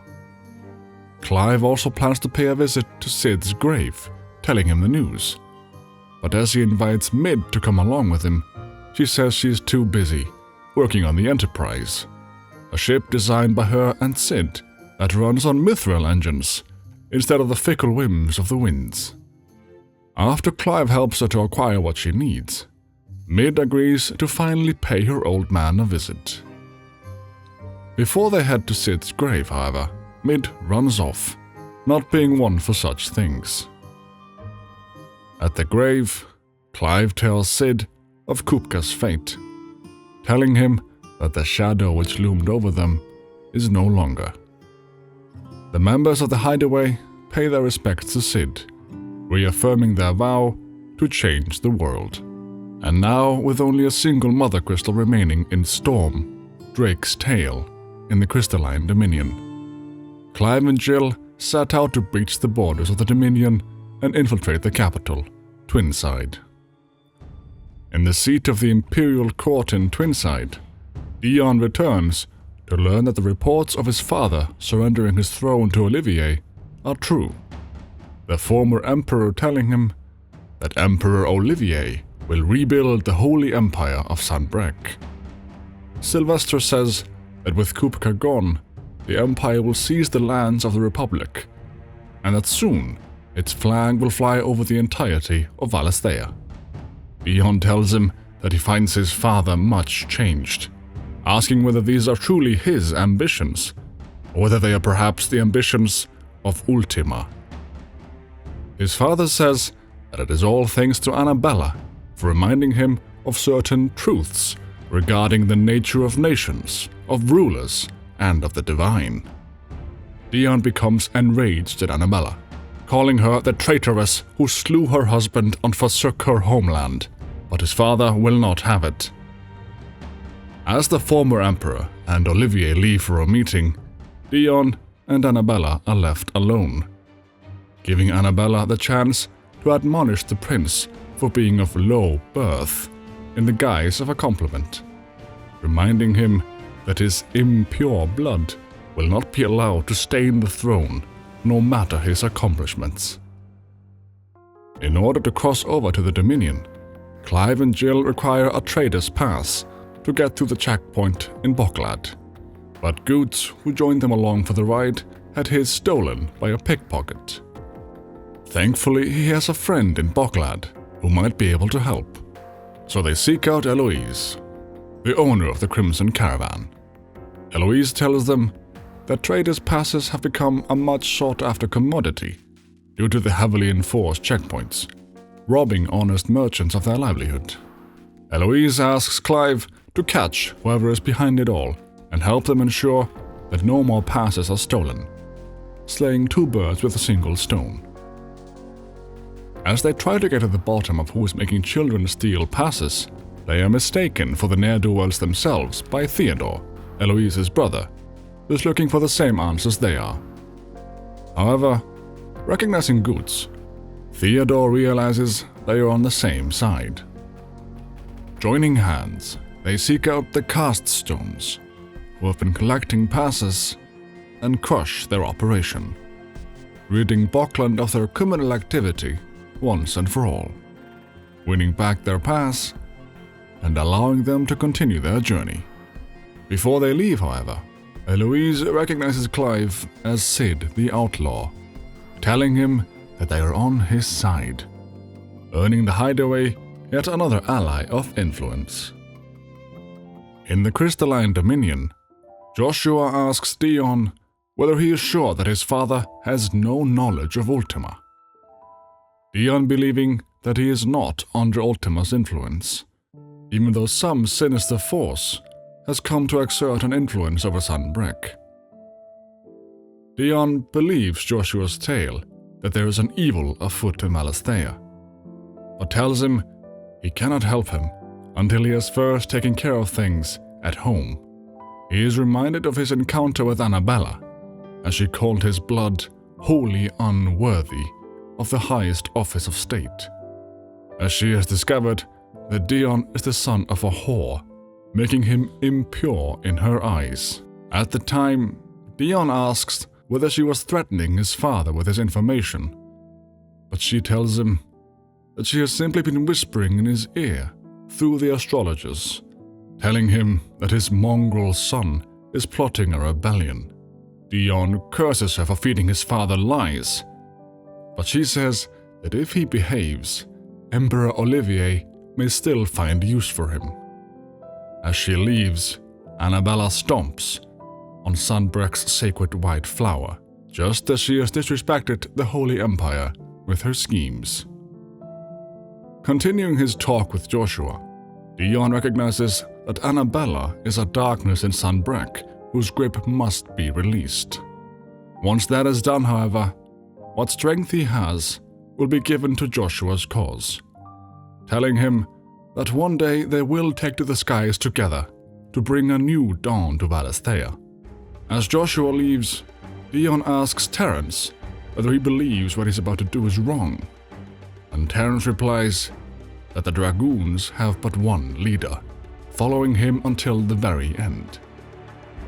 Reassured, Dion decrees that for their crimes against the crown, the traitorous Annabella and her usurping son shall be put to death to restore the Empire. As Clive and Jill arrive in Twinside, they try to think of a way to create a distraction for them to reach the Mother Crystal. However, someone does their work for them, as the night air rings out with the sounds of explosions in the city. Taking advantage of the confusion, Clive, Jill, and Torgal climb the rooftops, making their way to the Mother Crystal. Along the way, they discover that the city is under siege by none other than the Dragoons themselves, being forced to fight one of their pet white dragons. As they are reunited with Goots, the Mother Crystal's heart starts burning bright, and as Dion arrives on the scene in the form of Bahamut, he starts to indiscriminately rain death upon the city. When Joshua sees this, he believes that something has happened to His Highness and rushes to stop him, still believing him to be a good man. Using his power as Bahamut, Dion wounds the heart of the Mother Crystal, causing Drake's tail to disappear. However, a new crystal formation sprouts up in its place, shielding the heart. As Clive and the others make for Drake's tail, they see the Phoenix flying into action to stop Bahamut. Clive rushing to his brother's aid, though his brother cannot hear him. On the way to the heart, they have to fight Ultima's death-like thralls, and as they climb through one of the buildings, they happen upon a distraught Annabella holding on to Olivier for dear life. Reunited with his mother, Clive demands that she answer why she betrayed Rosaria, Annabella replying that someone had to protect the noble blood of the land's sovereigns. For as long as a noble bloodline remains unbroken, a fallen nation can always be replaced. By betraying Rosaria, she sold her country for a son of the noblest blood, joining her line with the Lesages to birth a savior, blessed by both Bahamut and the Phoenix. Annabella curses Clive for not having been chosen by the Phoenix, wishing that Clive would have died instead of Joshua. Clive then tells her to look out the window to see that Joshua is there, that the Phoenix lives on, battling Bahamut as they speak. Before she can ascertain the truth with her own eyes, the Phoenix comes crashing through the wall, transforming back into Joshua. Clive rushes to his brother's side, holding him in his arms. He then passes him on to Jill, before shielding them from Bahamut's wrath by turning into Ifrit, taking on the rampaging Warden of Light. As the two do battle, the new crystal blossoms like a flower, the insides becoming their battlefield. As Bahamut pins Ifrit down, he is stopped by the Phoenix as he leaps back into the fray, the two brothers banding together against Bahamut. Joshua fights Bahamut in the sky, but as they return to the bosom of the Mother Crystal, Bahamut drinks of the ether, becoming more powerful than ever. Clive and Joshua then combine their powers, merging Ifrit and Phoenix into a single form, that of Ifrit Risen, taking the battle into space. And as Bahamut threatens to burn the world, the brothers counter him with all their might, defeating the Lord of Dragons. And as Dion falls out of the sky, Joshua catches him. All the while, Clive destroys the Mother Crystal, which has now been released from Bahamut's clutches. Back on the ground, the brothers finally savor their reunion, the foursome finally back together, as they are joined by Jill and Torgal. As Dion awakens, he sees Ultima standing beside Annabella, where Olivier would otherwise be expected to stand, lunging his spear at him, making Olivier disappear into the ether, much to Annabella's dismay.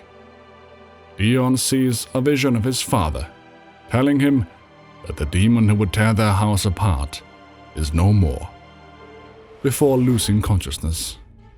Joshua runs to Dion's side to save him, despite all that has happened. However, as he heals him, Bahamut's essence flows into Clive, granting him the power of yet another Eikon. Upon being confronted with his essence, Clive has a vision of Dion confronting his father after the dragoons started their attacks, his father jumping in front of Dion's spear as he aimed it at Olivier, Dion accidentally killing his father.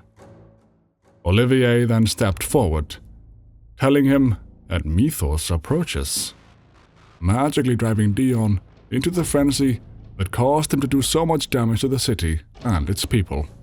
As Clive returns, Joshua asks his mother to come with him, but she lunges at him with a knife, saying all of this is but a bad dream, calling Joshua a shadow that will not claim her.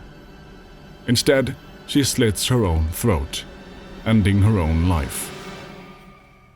As the Mother Crystal crumbles, Joshua carries his allies away upon the Phoenix's wings, away from the smoldering ruins of the crystalline dominion, taking them home to the hideaway. As Ultima watches on, they cast Primogenesis, which unbalances the world's ether so that a new age of reason may begin. Sometime later, in the royal bedchamber of Waloed, Barnabas talks to a vision of Benedicta, who then transforms into Kupka, before taking on the form of Ultima, his master, who tells him that soon Mythos shall become their perfect vessel.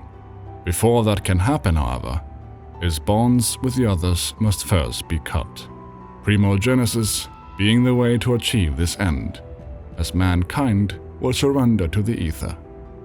Ultima tasks Barnabas with finding Mythos and severing his bonds so that new ones won't take their place, there being nothing Odin's black blade cannot cut. Ultima then turns into Barnabas's mother, welcoming him into her embrace. Returning to the hideaway, what should have been their happy reunion is overshadowed by the rolling clouds that are spread across the realm as a result of Primogenesis, driving all who wallow beneath them to desperation and despair. With the land in disarray, Clive must lend their allies a hand, taking care of scores of Akashic at Martha's Rest, Ultima's thralls at Northreach, and bandits in Dalamil, although these small acts only postpone the inevitable. When given the chance, they go talk with Joshua in the infirmary, who tells them that Ultima will stop at nothing to get Clive, even if it means toppling an empire, although the reason as to why still eludes him. All he knows is that Clive was chosen for a reason, since his special abilities seem to allow him to possess more than the might of a single Eikon or element, his potential for growth being nigh limitless. The reason Ultima hasn't already claimed him is that the two of them are somehow still incompatible, his mind not being properly attuned to Clive's body. Joshua then tells him that a piece of Ultima is inside of him, but that he can't contain him forever. Suddenly they catch wind that Canva, capital of the Free Cities, is under siege by an army of Akashic. Gav, Byron and Mid hiding out in the city, where the Enterprise has been built.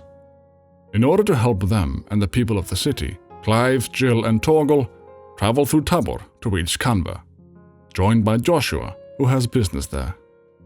In Tabor, Joshua is reunited with his escort, who introduces herself as Yote, a Knight of the Undying, charged with the protection of Joshua Rosfield, keeper of the Flame of the Phoenix, the Undying being loyal servants to the ducal throne, having served it for generations from the Shadow.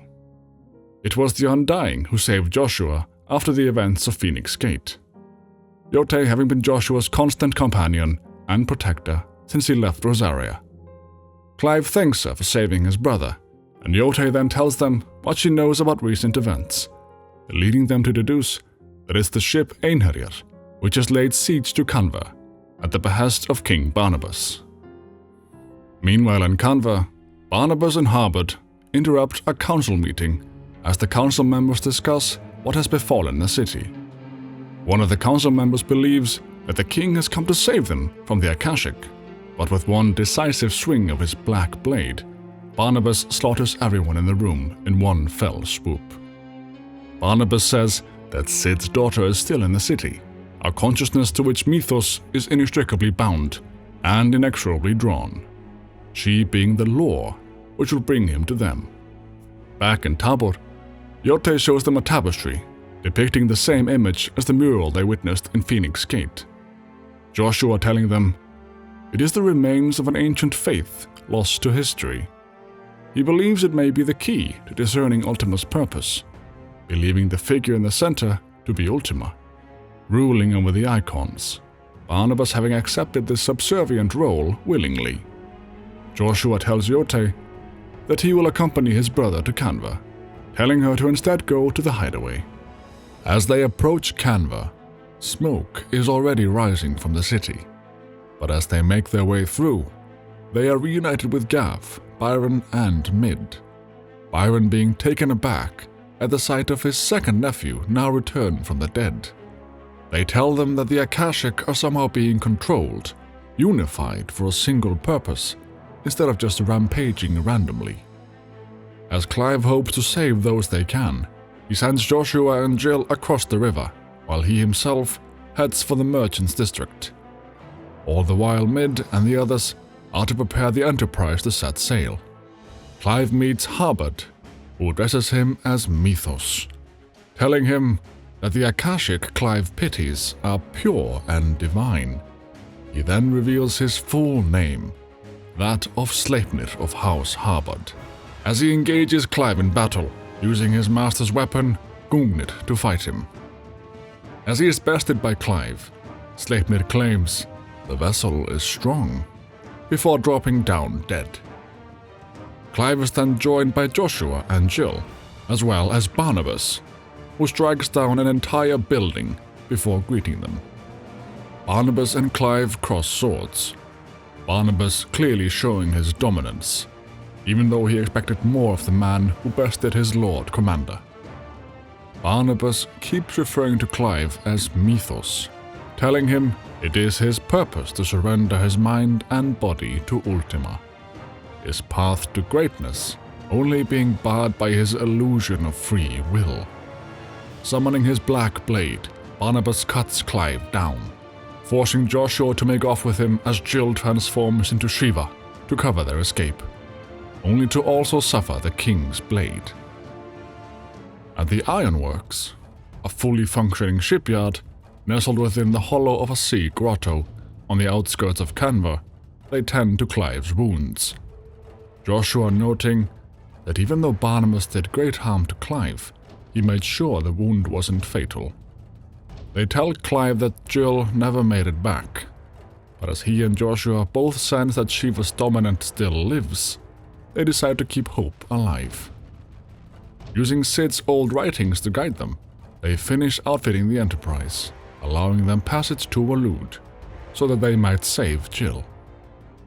However, as they set sail, they are attacked by a horde of Akashic, led by Sleipnir back from the dead, who reveals himself to be an etheric conjuration of Odin's, this time appearing in multitudes, much like Garuda's creations.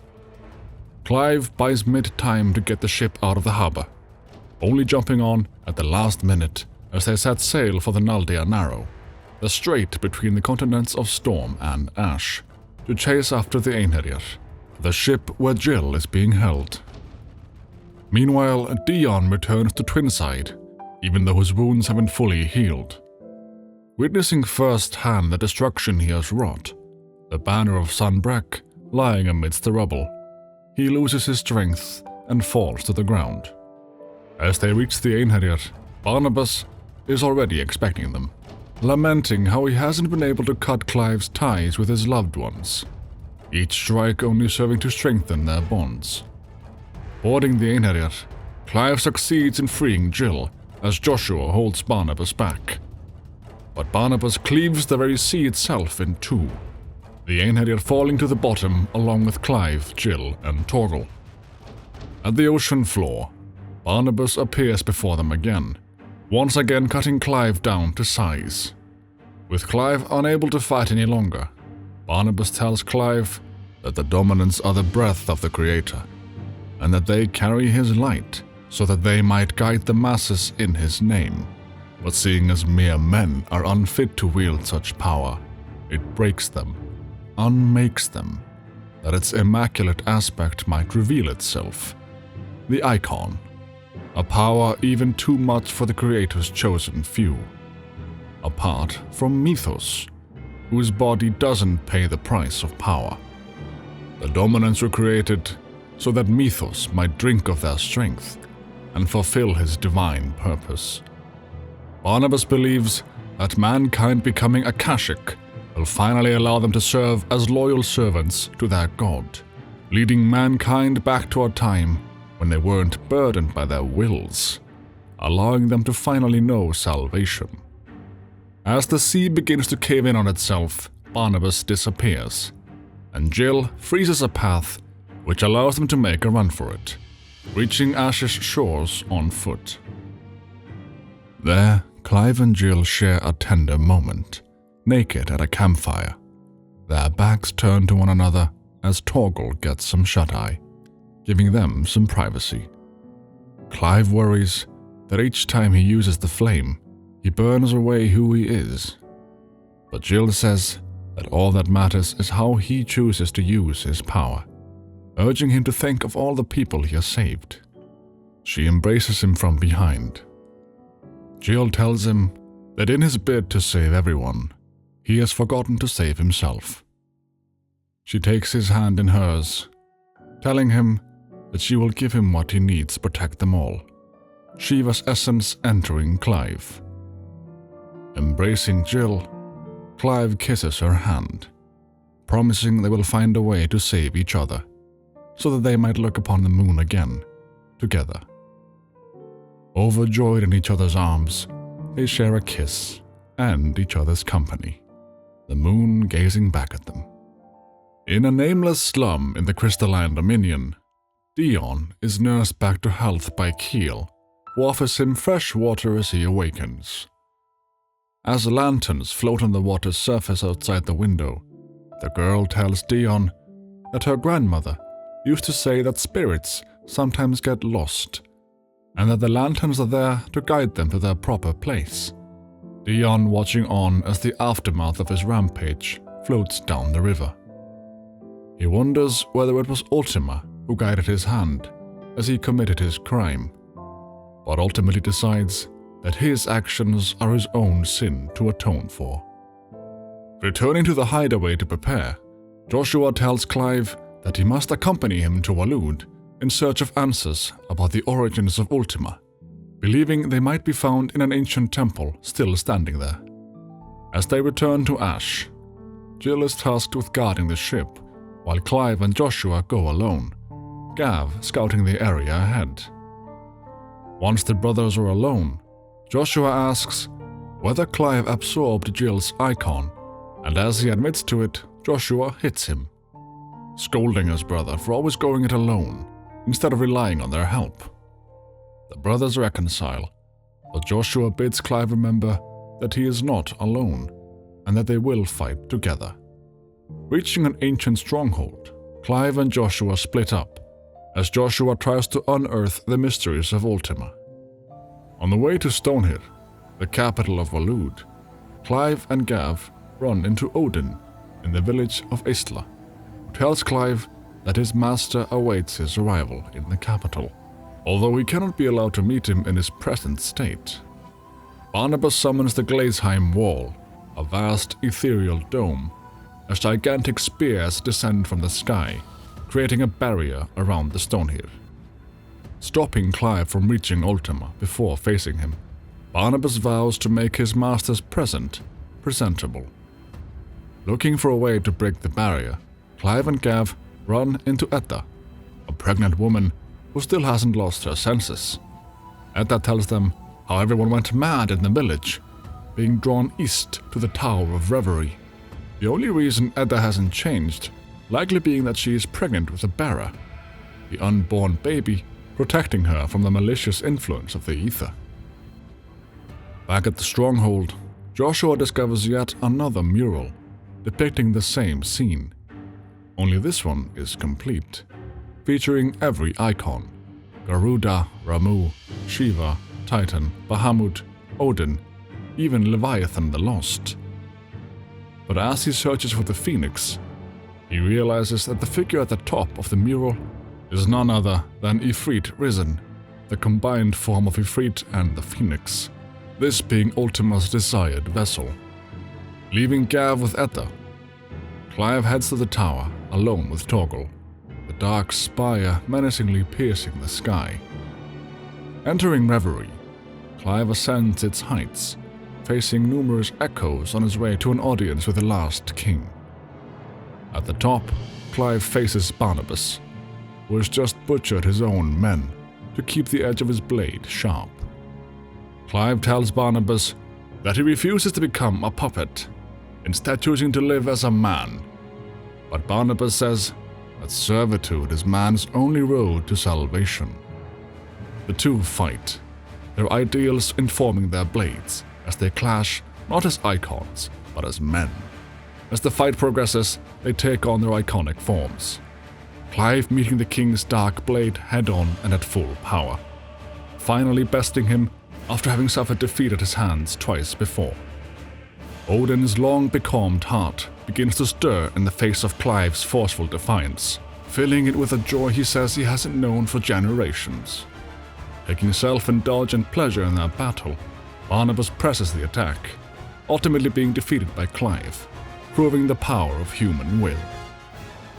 Dealing the finishing blow, Clive stands victorious. But before he leaves, Barnabas imbues him with the essence of Odin, finally making him presentable in the eyes of his master. Clive being unable to refuse his gift. With his dying breath, Barnabas tells his mother that he is coming home, before disappearing into the ether. Ultima's voice echoes within Clive's mind, formally inviting him to meet them at the back of the first worm, Drake's spine, the last mother crystal, where all shall end and begin again. With Barnabas no more, Odin's barrier is lifted, allowing passage to Stonehill. Meanwhile in Randelar, the city burns as the Akashic run amok, Byron barely escaping with his life as he seeks the aid of Eugene Havel, the former marshal. Together they fight off the Akashic, as Byron enlists his aid to Clive's cause, although they might not survive their current encounter. Thankfully they are joined by Dion, fully recovered, who rallies his dragoons to their cause, creating a combined force. He tasks Terence with finding the girl who saved his life, asking the deceased to it that she is provided for. simultaneously paying his debt to the girl and keeping his love, Terence, away from the front lines. The finality of the order weighing heavy on Terence. Sometime later in Aistla, Gav takes Etta to the hideaway as the brothers make for the capital to face Ultima. Joshua tells Clive that Ultima desires their combined form, Ifrit Risen, as his vessel, since there is something his immaterial form cannot achieve, something that requires an unthinkable amount of ether. Joshua surmises that Ultima plans to cast a spell 1,000 years in the making using the Mother Crystals. Therefore, setting their sights on the Mother Crystal, they seek to destroy the last one to foil Ultima's plans, whatever they may be. Breaching the walls of Stonehir, they are greeted with a fallen kingdom, and a behemoth who denies them entry unless they first defeat it. During their battle, Clive is forced to counter an incoming comet cast by the beast, as Joshua is too weak to cast a ward. However, instead of turning to Ifrit, Joshua lends him a hand, the two of them besting the beast together, their combined strength making up for their individual weaknesses. Making for the heart of the crystal through the castle, they are cornered by the countless Akashic roaming its grounds.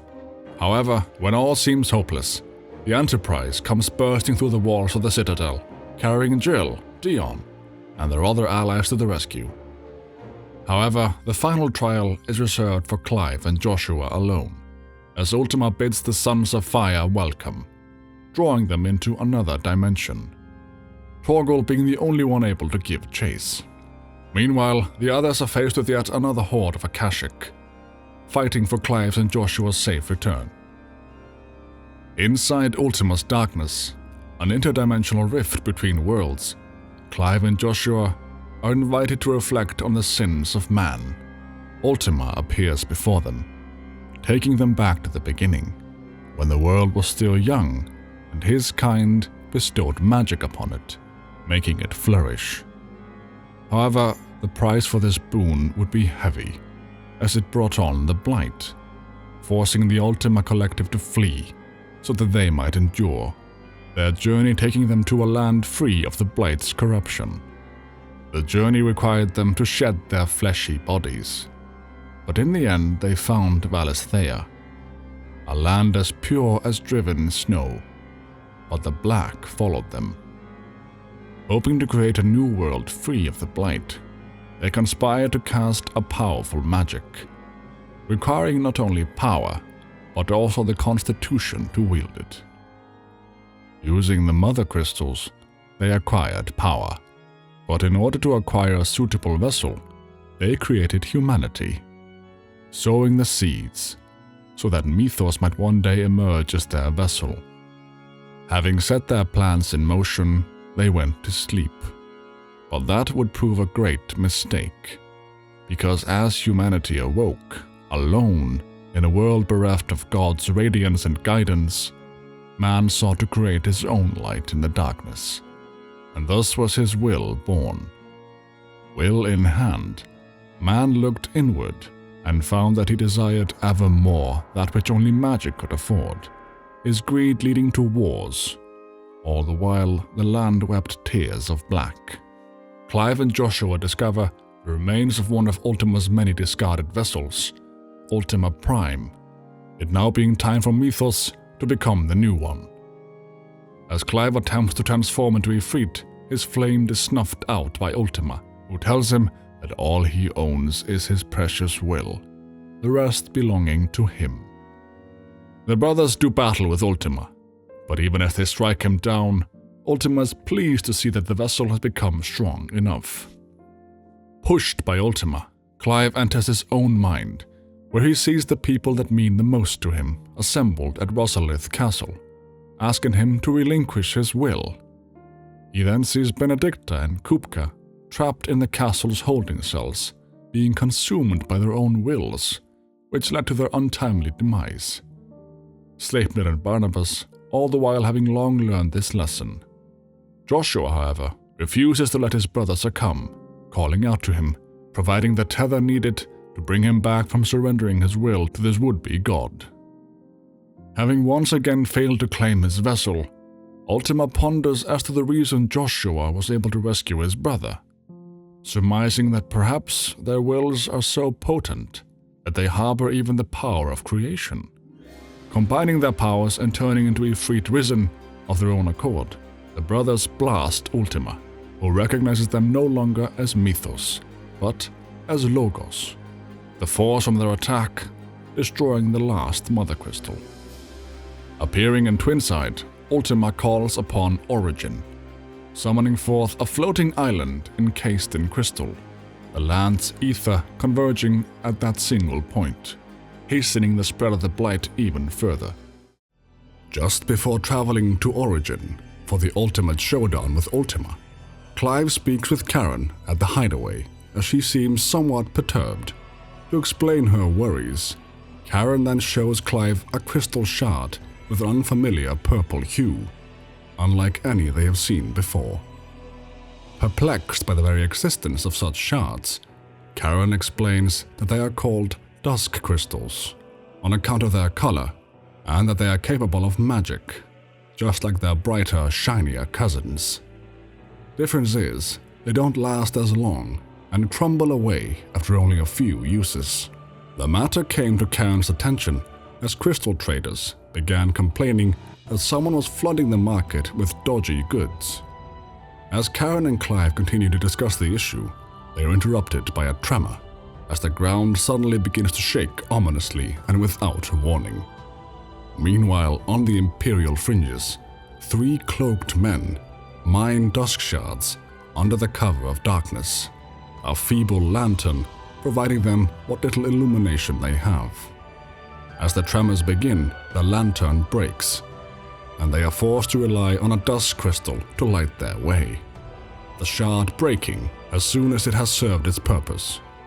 As something stirs, the 3 men are frightened by a mysterious sound, whose source is the remnants of a long-lost civilization, the echoes of the fallen.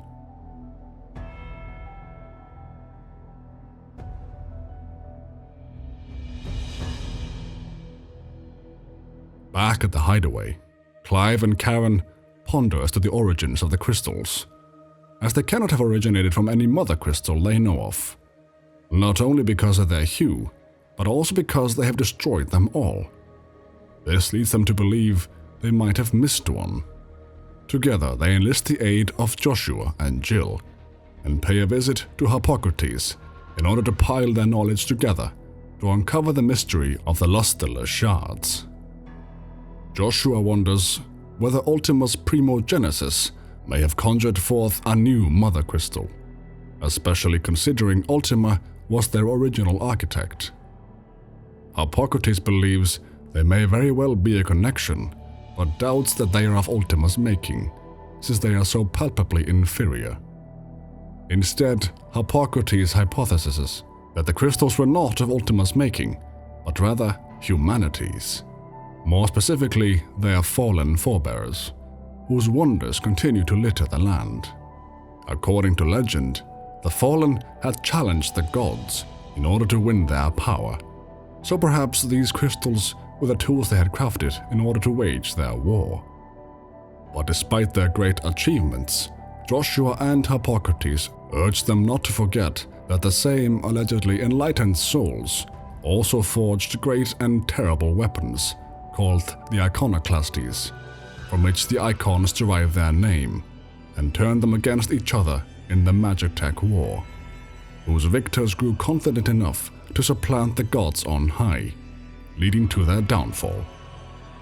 Hippocrates believes that the dusk shards are the product of a long-slumbering Magitech mother crystal, a remnant from long ago, stirred to life by the etheric upheaval brought about by Ultima. To get to the bottom of this mystery, Clive proposes that they track down whoever's selling the crystals in order to locate their source. Together with Joshua and Jill, Clive travels to Port Isolde, where they run into the crystal peddlers running from one of the guards. Once the peddlers are out of sight, the guard tells Clive and the others that dusk shards have been banned in Port Isolde, and that they've been searching the pack of every trader who's darkened their gates ever since. Bidding the guard farewell, Clive and the others chase after the peddlers, but before they can catch up to them, they are disturbed by yet another tremor, a foreboding reminder that something is amiss. Carrying on with their pursuit, they meet up with some merchants who are able to point them in the right direction towards the Old Hill docks. There, the crystal peddlers continue to be hunted by less than satisfied customers. Clive and the others finally catch up to them, but they are not inclined to talk. Instead, their leader, Famiel, sends a group of bandits their way, telling them that Clive and the others are the untrustworthy merchants they have been looking for, the crystal in Clive's hand being the proof. As the peddlers run off once more, Clive, Joshua, and Jill make short work with the bandits before running after them. This time heading north, making for the Three Reeds marshlands. As they are finally able to corner the peddlers, Famiel tries to get on their good side, but Clive will have none of it. Instead, Clive insists that they tell them the source of the crystals. Before they can discuss it any further, however, yet another tremor shakes the land, and this time a fallen ruin known as the Sage Spire comes to life. As the gigantic structure activates, pillars of light ascend high into the air, visible from every direction. The peddlers seem just as surprised as Clive and the others, although they do seem to be somewhat familiar with the tower. But before Clive can press Famiel for answers, they are interrupted by an Akashic monster, once again giving the swindlers the opportunity to make themselves scarce.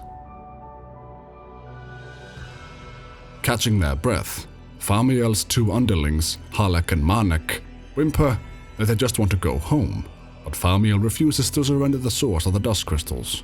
Halak and Manek are afraid of the light emanating from the tower, but Famiel reassures them that thanks to the light, it'll be much easier to mine the crystals now, as opposed to when they were mining in total darkness. Clive and the others head to Eastpool and make their approach to the spire from the dim. There they encounter goblins using fallen relics as weapons, a rather unique and troubling sight. Since they are in blighted territory, Clive and the others must rely on steel alone to defeat them, since they can't activate their magic in the Deadlands. But even then, they best the goblins with relative ease. Afterwards, they happen upon the secret entrance to the tower and go inside. Inside the Sage Spire, the structure itself comes alive and detects their intrusion as a form of unauthorized biometrics, a strange phrase from a long bygone age. As a result, the tower initializes a security scan and engages safety protocols to ward them off. Clive and the others proceed with caution and discover dust crystals everywhere. They are then reunited with the crystal peddlers, as they are being threatened by one of the spire's purple-hued monstrosities.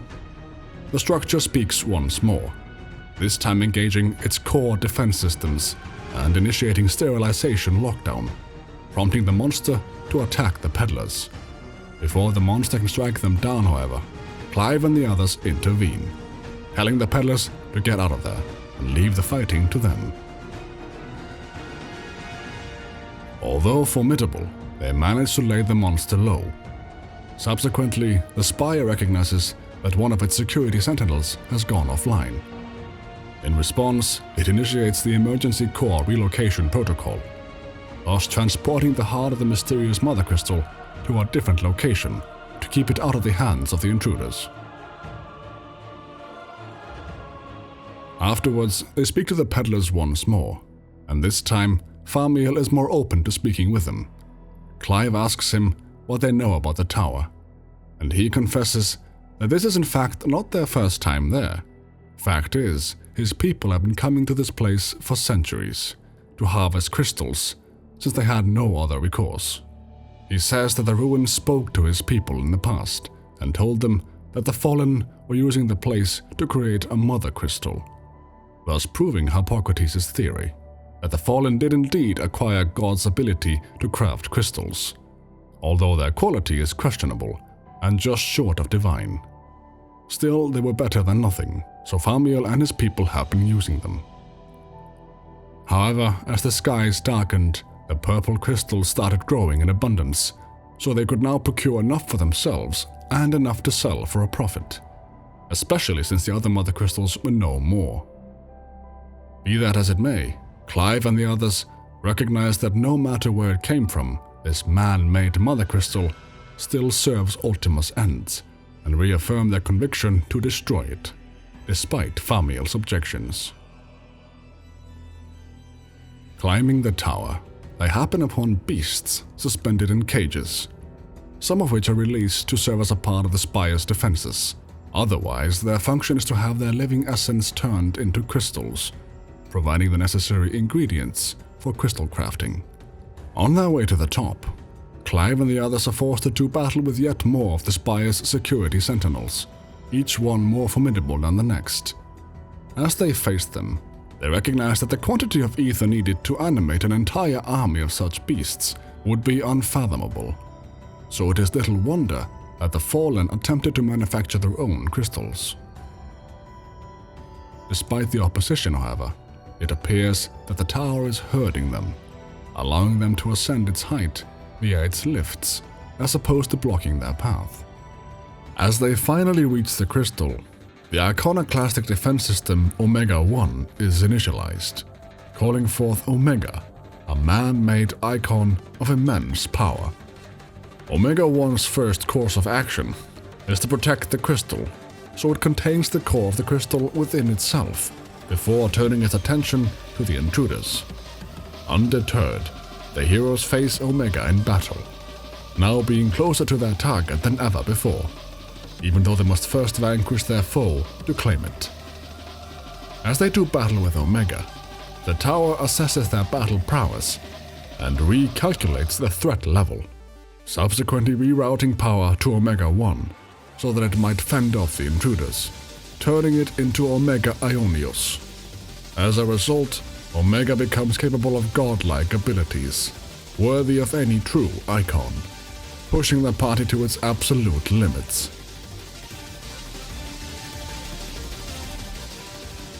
But even in the face of such overwhelming power, Clive and the others managed to clutch victory from the jaws of defeat, immobilizing the dreaded war machine and claiming their prize. As the tower extracts the crystal core from Omega, Clive prepares to destroy the mother crystal once and for all. Before he can finish the job, however, Famiel comes barging into the room. Famiel begs Clive to reconsider, since the crystal's destruction would lead to the downfall of his ancient tribe, one of the first to lose their lands to the Blight, forcing them to roam the Twins as a nation without a mother crystal, a people without a blessing. However, although Clive is not unsympathetic to their plight, he explains that the mother crystal sucked the land dry as a leech might draw blood from a beast. He explains that it was the mother crystals that robbed Famiel's people of their home in the first place, and now that the tower has awakened, the Empire is sure to come knocking, even if it means trampling his tribe beneath their heels. Famiel realizes that Clive is none other than Sid the Outlaw, and reluctantly agrees to let him destroy the crystal, as there is no way to keep this place secret anymore. His only demand being that his people will not come to harm. As everyone stands back, Clive calls on the power of Ifrit to strike at the crystal, cleaving it in half in one fell swoop, destroying the heart and leaving the crystal to dissipate into thin air. With the core gone, the tower's systems begin to falter until they eventually shut down completely. Afterwards, the dusk shard in Famiel's hand disappears, along with any other remnant of the now destroyed crystal. With the lifeblood of his tribe now gone, Famiel expresses hope that they did the right thing.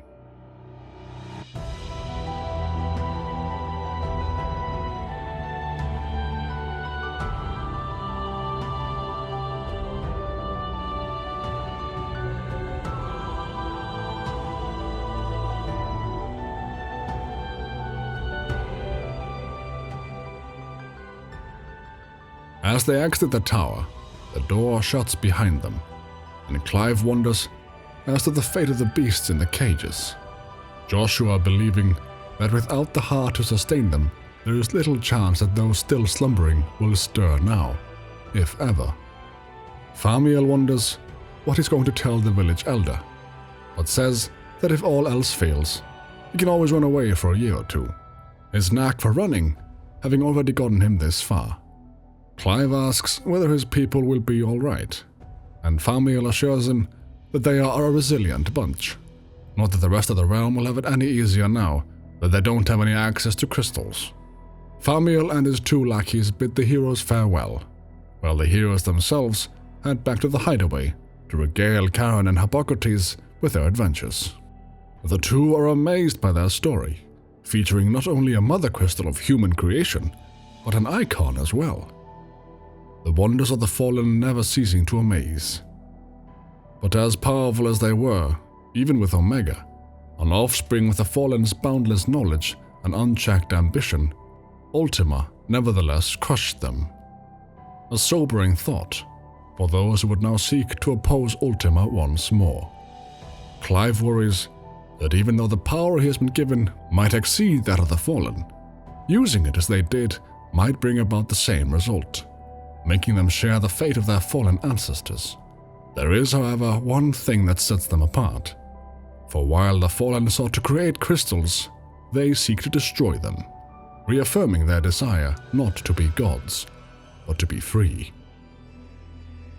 This being a lesson a long time in the making, a lesson brought about by the echoes of the fallen. Returning to the hideaway, Clive receives a mysterious letter delivered to his chambers, which claims that Leviathan the Lost, the Warden of Water, is in need of assistance. Generally, the return of Leviathan, an icon lost for over a century, should be met with a degree of skepticism. But the author of the letter seems to have some connection to the Dame of Northreach, earning them the benefit of the doubt. Together with Jill and Joshua, Clive travels to the Vale in Northreach to ascertain the truth of the matter, and once there he meets with Layla, a woman employed by the Dame. Layla tells them that she is just a messenger, and that if they wish to get to the bottom of this mystery, they must travel to Oilfist Bay, to the north of the town. Once there, they discover a tent and a small unmanned boat, before being joined by a woman by the name of Shula. Shula introduces herself as the tributary of Mysidia, the final haven of the Moats of Water, the very tribe into which it was believed Leviathan's dominant was born. A people notable for their sapphire eyes and ivory hair, both of which characterize Shula's appearance. This revelation perplexes Joshua as a student of history, as the tribe was famously exterminated by the Gregorian Church. But Shula claims that they are still very much alive, having managed to keep that fact hidden from good Gregor's faithful for over a century, along with the whereabouts of Leviathan's dominant. Shula points to a peculiar wave formation lurking on the distant horizon to the north, known as the Surge, and asks them what they know of it. Jill noting that even though little is known of it, the wave has been there almost a century. Shula tells them that the wave was raised by Leviathan in an act of rage, moments before the waters were stayed, and that the icon and its dominant are bound within. She then asks Clive to free the dominant, as he has shown a singular knack for putting unruly dominants and their icons in their place. Clive accepts this calling, believing that all men should be free. Clive, Jill, and Joshua take a trip across the bay in Shula's boat, but before they reach their destination, Shula warns them that they will soon pass through an invisible wall, a glamour woven by her ancestors to keep their village hidden from prying eyes.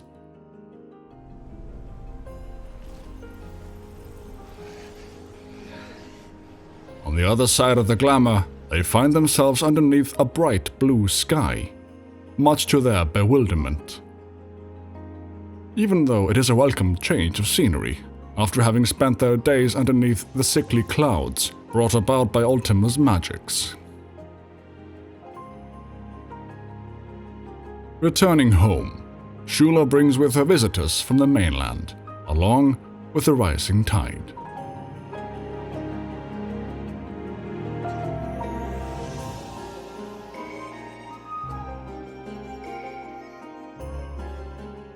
As their little seafaring voyage concludes, they make their way to the village of Haven on the other side of the mountain, where they are greeted with a spectacular view of Mysidia.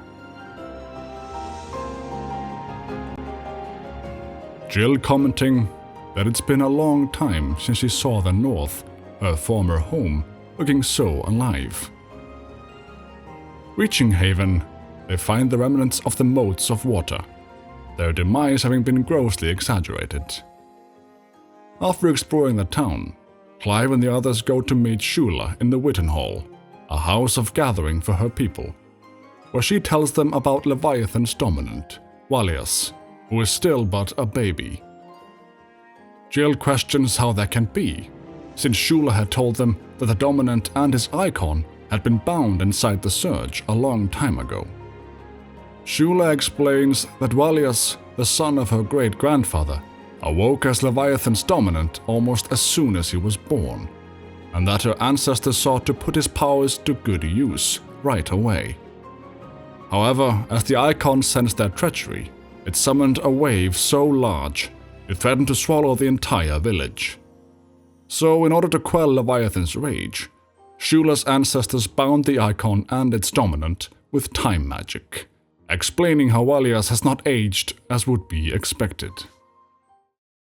Traveling to the Surge, they aim to follow a path down to the seabed to find the wave's origin. Clive commenting that Valias won't be the first dominant they've met at the bottom of the ocean, alluding to his earlier encounter with Barnabas. As they draw closer, they see the wave suspended in mid-air, amidst innumerable droplets of water, and at its center, they find Valias, suffering the same matter of suspension, still primed. Joshua recollects his first priming, noting the fear that followed, sympathizing with Valias, as the infant isn't even old enough to understand what is happening. Shula notes that Valias is a victim of an unforgivable sin, committed by people who saw him as naught but a means to an end.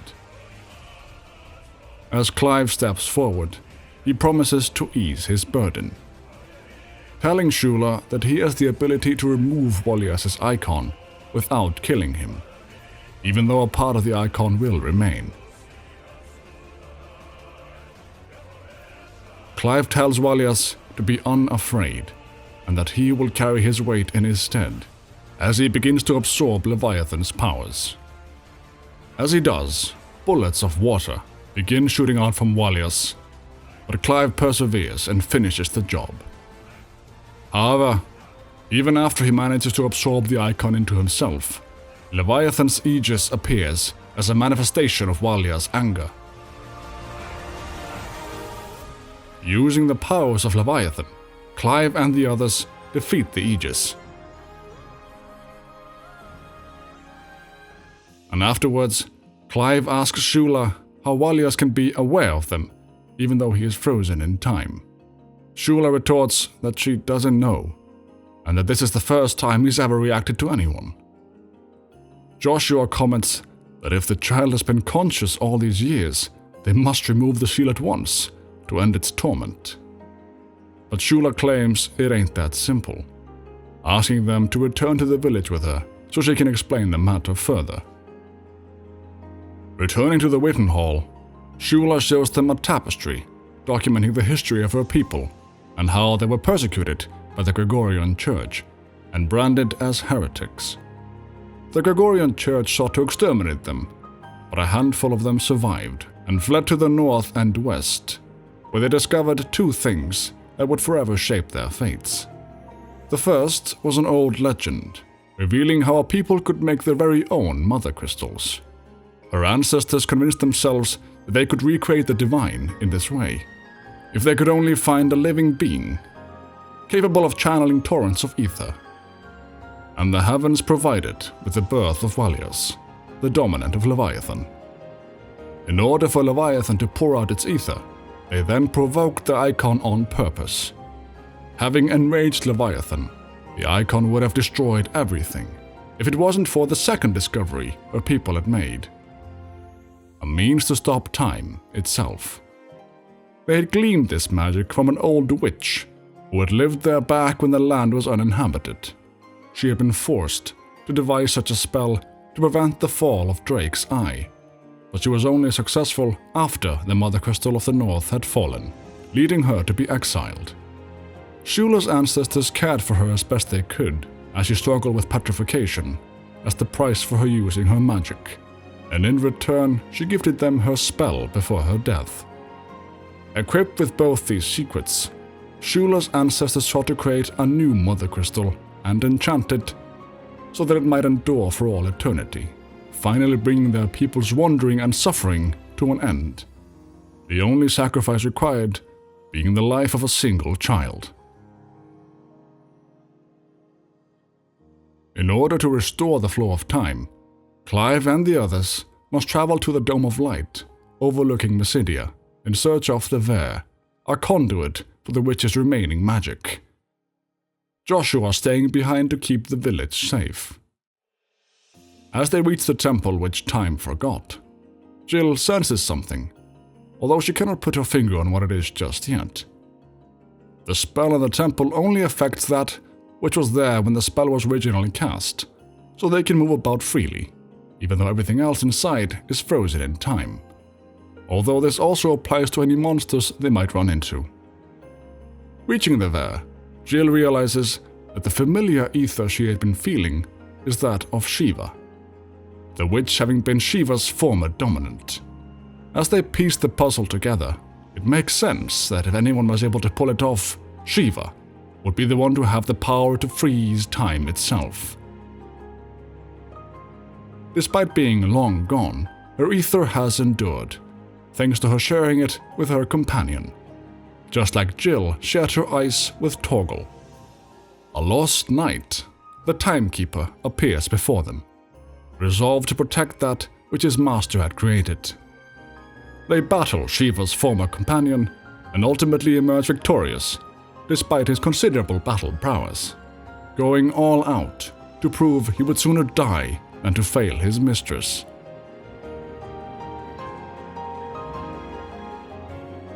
As the timekeeper is defeated, Clive and the others approach the Ver.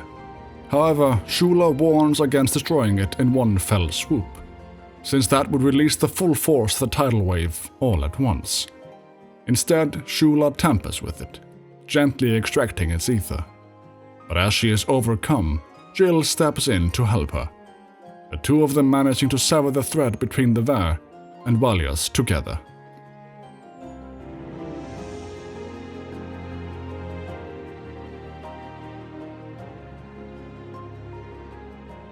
Before they can celebrate, however, Clive hears Ultima's voice ringing in his head, boasting of their newfound freedom, as Leviathan, their most profaned fragment, has been set free after it was shackled by the hubris of man. That is, until Mythos came, bringing release.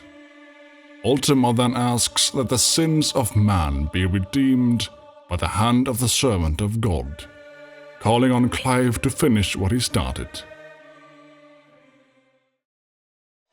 As Clive returns to his senses, a giant maelstrom breaks forth from the surge as Leviathan goes berserk. Knowing what he must do, Clive sends everyone back to the village, saying that Ifrit will handle the rest. Braving the raging waters, Clive makes his way to the heart of the storm, only to be confronted by Leviathan. Clive pleads that this isn't what he wanted, and that he hopes Valios can forgive him for what he must do. Clive then calls on the power of Ifrit and engages Leviathan in battle amidst the tumultuous ocean, both Eikons bringing their all to bear.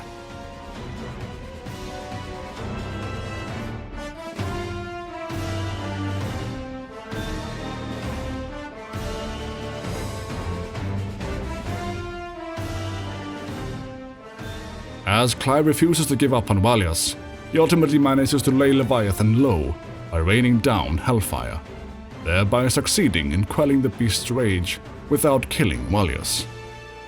As the dust settles, Clive reverts back to his human form, and as Valias descends from the sky, having been set free from his temporal prison, Clive takes him in his arms, saying that was quite a tantrum. They are soon joined by Shula and the other members of Clive's party, Clive passing the small child to Shula, her wish fulfilled. Shula begins to cry, expressing that she doesn't know how she can ever thank Clive enough for all that he's done. But Clive's only concern is Valias' safety, saying that they must fetch him a blanket before he gets cold.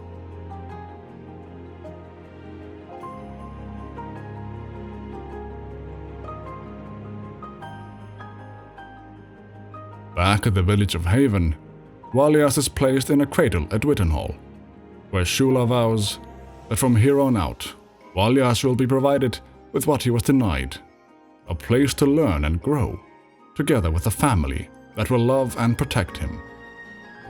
Clive points out that now that the beast that threatened their home has been tamed, and the empire that threatened their people has been toppled, it might be time for her people to cast off their ancestors' glamour and retake their place in the twins. Shula believes he might be right, but worries whether the world is truly ready to accept them, pointing out that Clive and the others themselves still choose to remain hidden. Outside the Wittenhall, Clive mentions that Ultima spoke to him up by the Ver, calling Leviathan his most profaned fragment. Together they surmise that it was not the sins of Valias' ancestors, forcing him to prime at so tender an age and to freeze him in time, which troubled Ultima. Rather, the source of Ultima's displeasure must have been that someone had put the Eikons' powers to another purpose than the one they intended, making Leviathan an aberration in Ultima's eyes, possibly explaining why Ultima had not tried to lead Clive to Leviathan before. Either that, or Ultima believed the inclusion of Leviathan to be unnecessary to fulfill their ultimate purpose. As the one who rescued Valias, Clive is invited to take part in a ceremony called the Rite of Immersion, intended to truly welcome Valias as one of Shula's people. As they prepare for the ceremony, Clive is reunited with Shula's younger brother, Famiel, whom he had already met during his adventures in the Sagespire, back when Famiel was peddling dust crystals. This time, however, Famiel isn't wearing his cunning disguise, instead displaying his ivory hair and his sapphire eyes proudly. Shula performs the rite as Valias' mother, Famiel as his father, and Clive as their witness, each blessing their child with a drop of water from the mountains, the river, and the sea respectively, thus welcoming Valias into their embrace.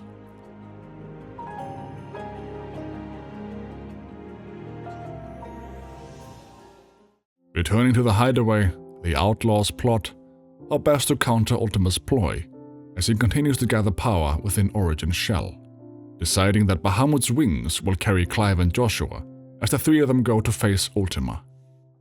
Before they leave, Clive bids farewell to Jill, saying he'll be back so that they can watch the moon together again. As the three men set out, they bid farewell to their comrades, Mid giving each of them a hug. Clive leaves Gav in charge, and Joshua thanks Yote for her service, before being scolded by Tarja for failing to take care of his health. Byron sends the brothers off, and Clive bids his goodbyes to Jill and Torgal, telling Torgal to watch over Jill. Jill tells Clive to believe in his path, and Clive tells her that he loves her, Jill replying in kind. As the two brothers fly off on Bahamut's back, Jill prays for their safe return. Approaching Origin, they are intercepted by a horde of Thrall, Dion blowing a hole in the crystal's exterior so that they may enter. Once inside, Ultima describes Origin as their Ark, telling them they slumbered there for centuries, clinging to their decrepit shell, in fear that they might have need of it once again. But with Clive there, they will now finally have their vessel. Attacking Ultima together, Ultima fends them off single-handedly, proving a formidable foe, even against the combined power of 3 dominants. After hitting Ultima with a 3-pronged attack, Ultima retaliates, forcing Dion to take a fatal hit to save the brothers. Having atoned for his crimes at the cost of his life, Dion tells his father that his work is done, as he soars through the open air one last time. Inside Origin, Joshua heals Clive, weakening himself, so that Clive must support him as they march on towards the core of the structure. There they discover the Nexus, a wellspring of life, where Ultima plans to raise their kin from their eternal slumber, each one having sacrificed their flesh to become the beating heart of a crystal that drained the land of its ether. That is, until they were set free by the destruction of the Mother Crystals, letting Clive and the others destroy the Mother Crystals, having been a part of Ultima's plan all along. Welcoming his brother home, Ultima calls forth the manifestation of themselves trapped within Joshua. Joshua finally being unable to contain him as Ultima's strength has grown. The manifestations of Ultima merge, becoming one. And as Joshua teeters on the brink of death, he asks Clive to have faith in a better world. Their bonds provide Clive the strength necessary to oppose Ultima, as Joshua bestows upon him the essence of the Phoenix. Lastly, Joshua tells Clive that he is proud to have had him as a brother, before finally dying. Having merged, Ultima summons Clive into the rift once more. Clive, clinging to his bonds with his brother, even in death, denying Ultima to the very end. They fight, and Ultima admonishes him for profaning this moment they have waited for so long. But try as he might to cleanse Clive of his will, Clive remains steadfast. When Ultima isn't able to snuff out Clive's will, he asks whether he has truly become Logos, whether he has truly become free. Not one to take such an insult to godhood, Ultima takes on the form of Ultima Risen, engaging in a godlike battle with Clive as Ifrit Risen. However, as Clive bests him, his will being stronger than his, Ultima transforms into Ultimalius. Ultimalius being the incarnation that brought the last of his race to safety in Valisthea. Ultimalius promises Clive eternal anguish. But even in his ultimate form, Clive still bests Ultima, using his own divine powers against him better than the god himself does. Clive tells him that what led to his fall was not banding with others and thinking only of himself. Clive then finishes their battle with a crude, albeit poetic, fist to the face, as a man takes down God with the power of man. With Ultima defeated, Clive tells him that even though they don't know what the future holds, they will face it on their own imperfect terms, facing the horizon ever out of reach, yet still marching on. Clive then draws Ultima's ether into himself, returning to Origin. There he embraces Joshua, remembering all they've been through, and how that when they were young, they always stood with one another, him becoming his shield, receiving the blessing with the Phoenix, Clive having loved him from the moment he entered this world. Using the power of the Phoenix, Clive tries to revive Joshua, but although he manages to heal his wounds, it is unclear whether he is successful.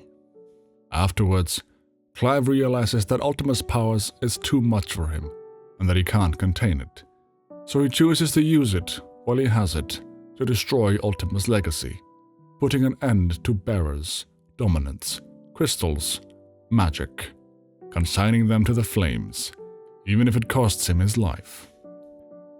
A pillar of light reaches into the sky as the crystal around Origin shatters. Clive then finds himself washed up on a distant shore, his hand petrified, asking himself whether Jill too can see the moon. Back at the hideaway, Etta gives birth to the first child in a free world. And as Jill looks out the window, she sees Metia's light fade, overrun with tears as he imagines what it might mean. And thus did their journey end.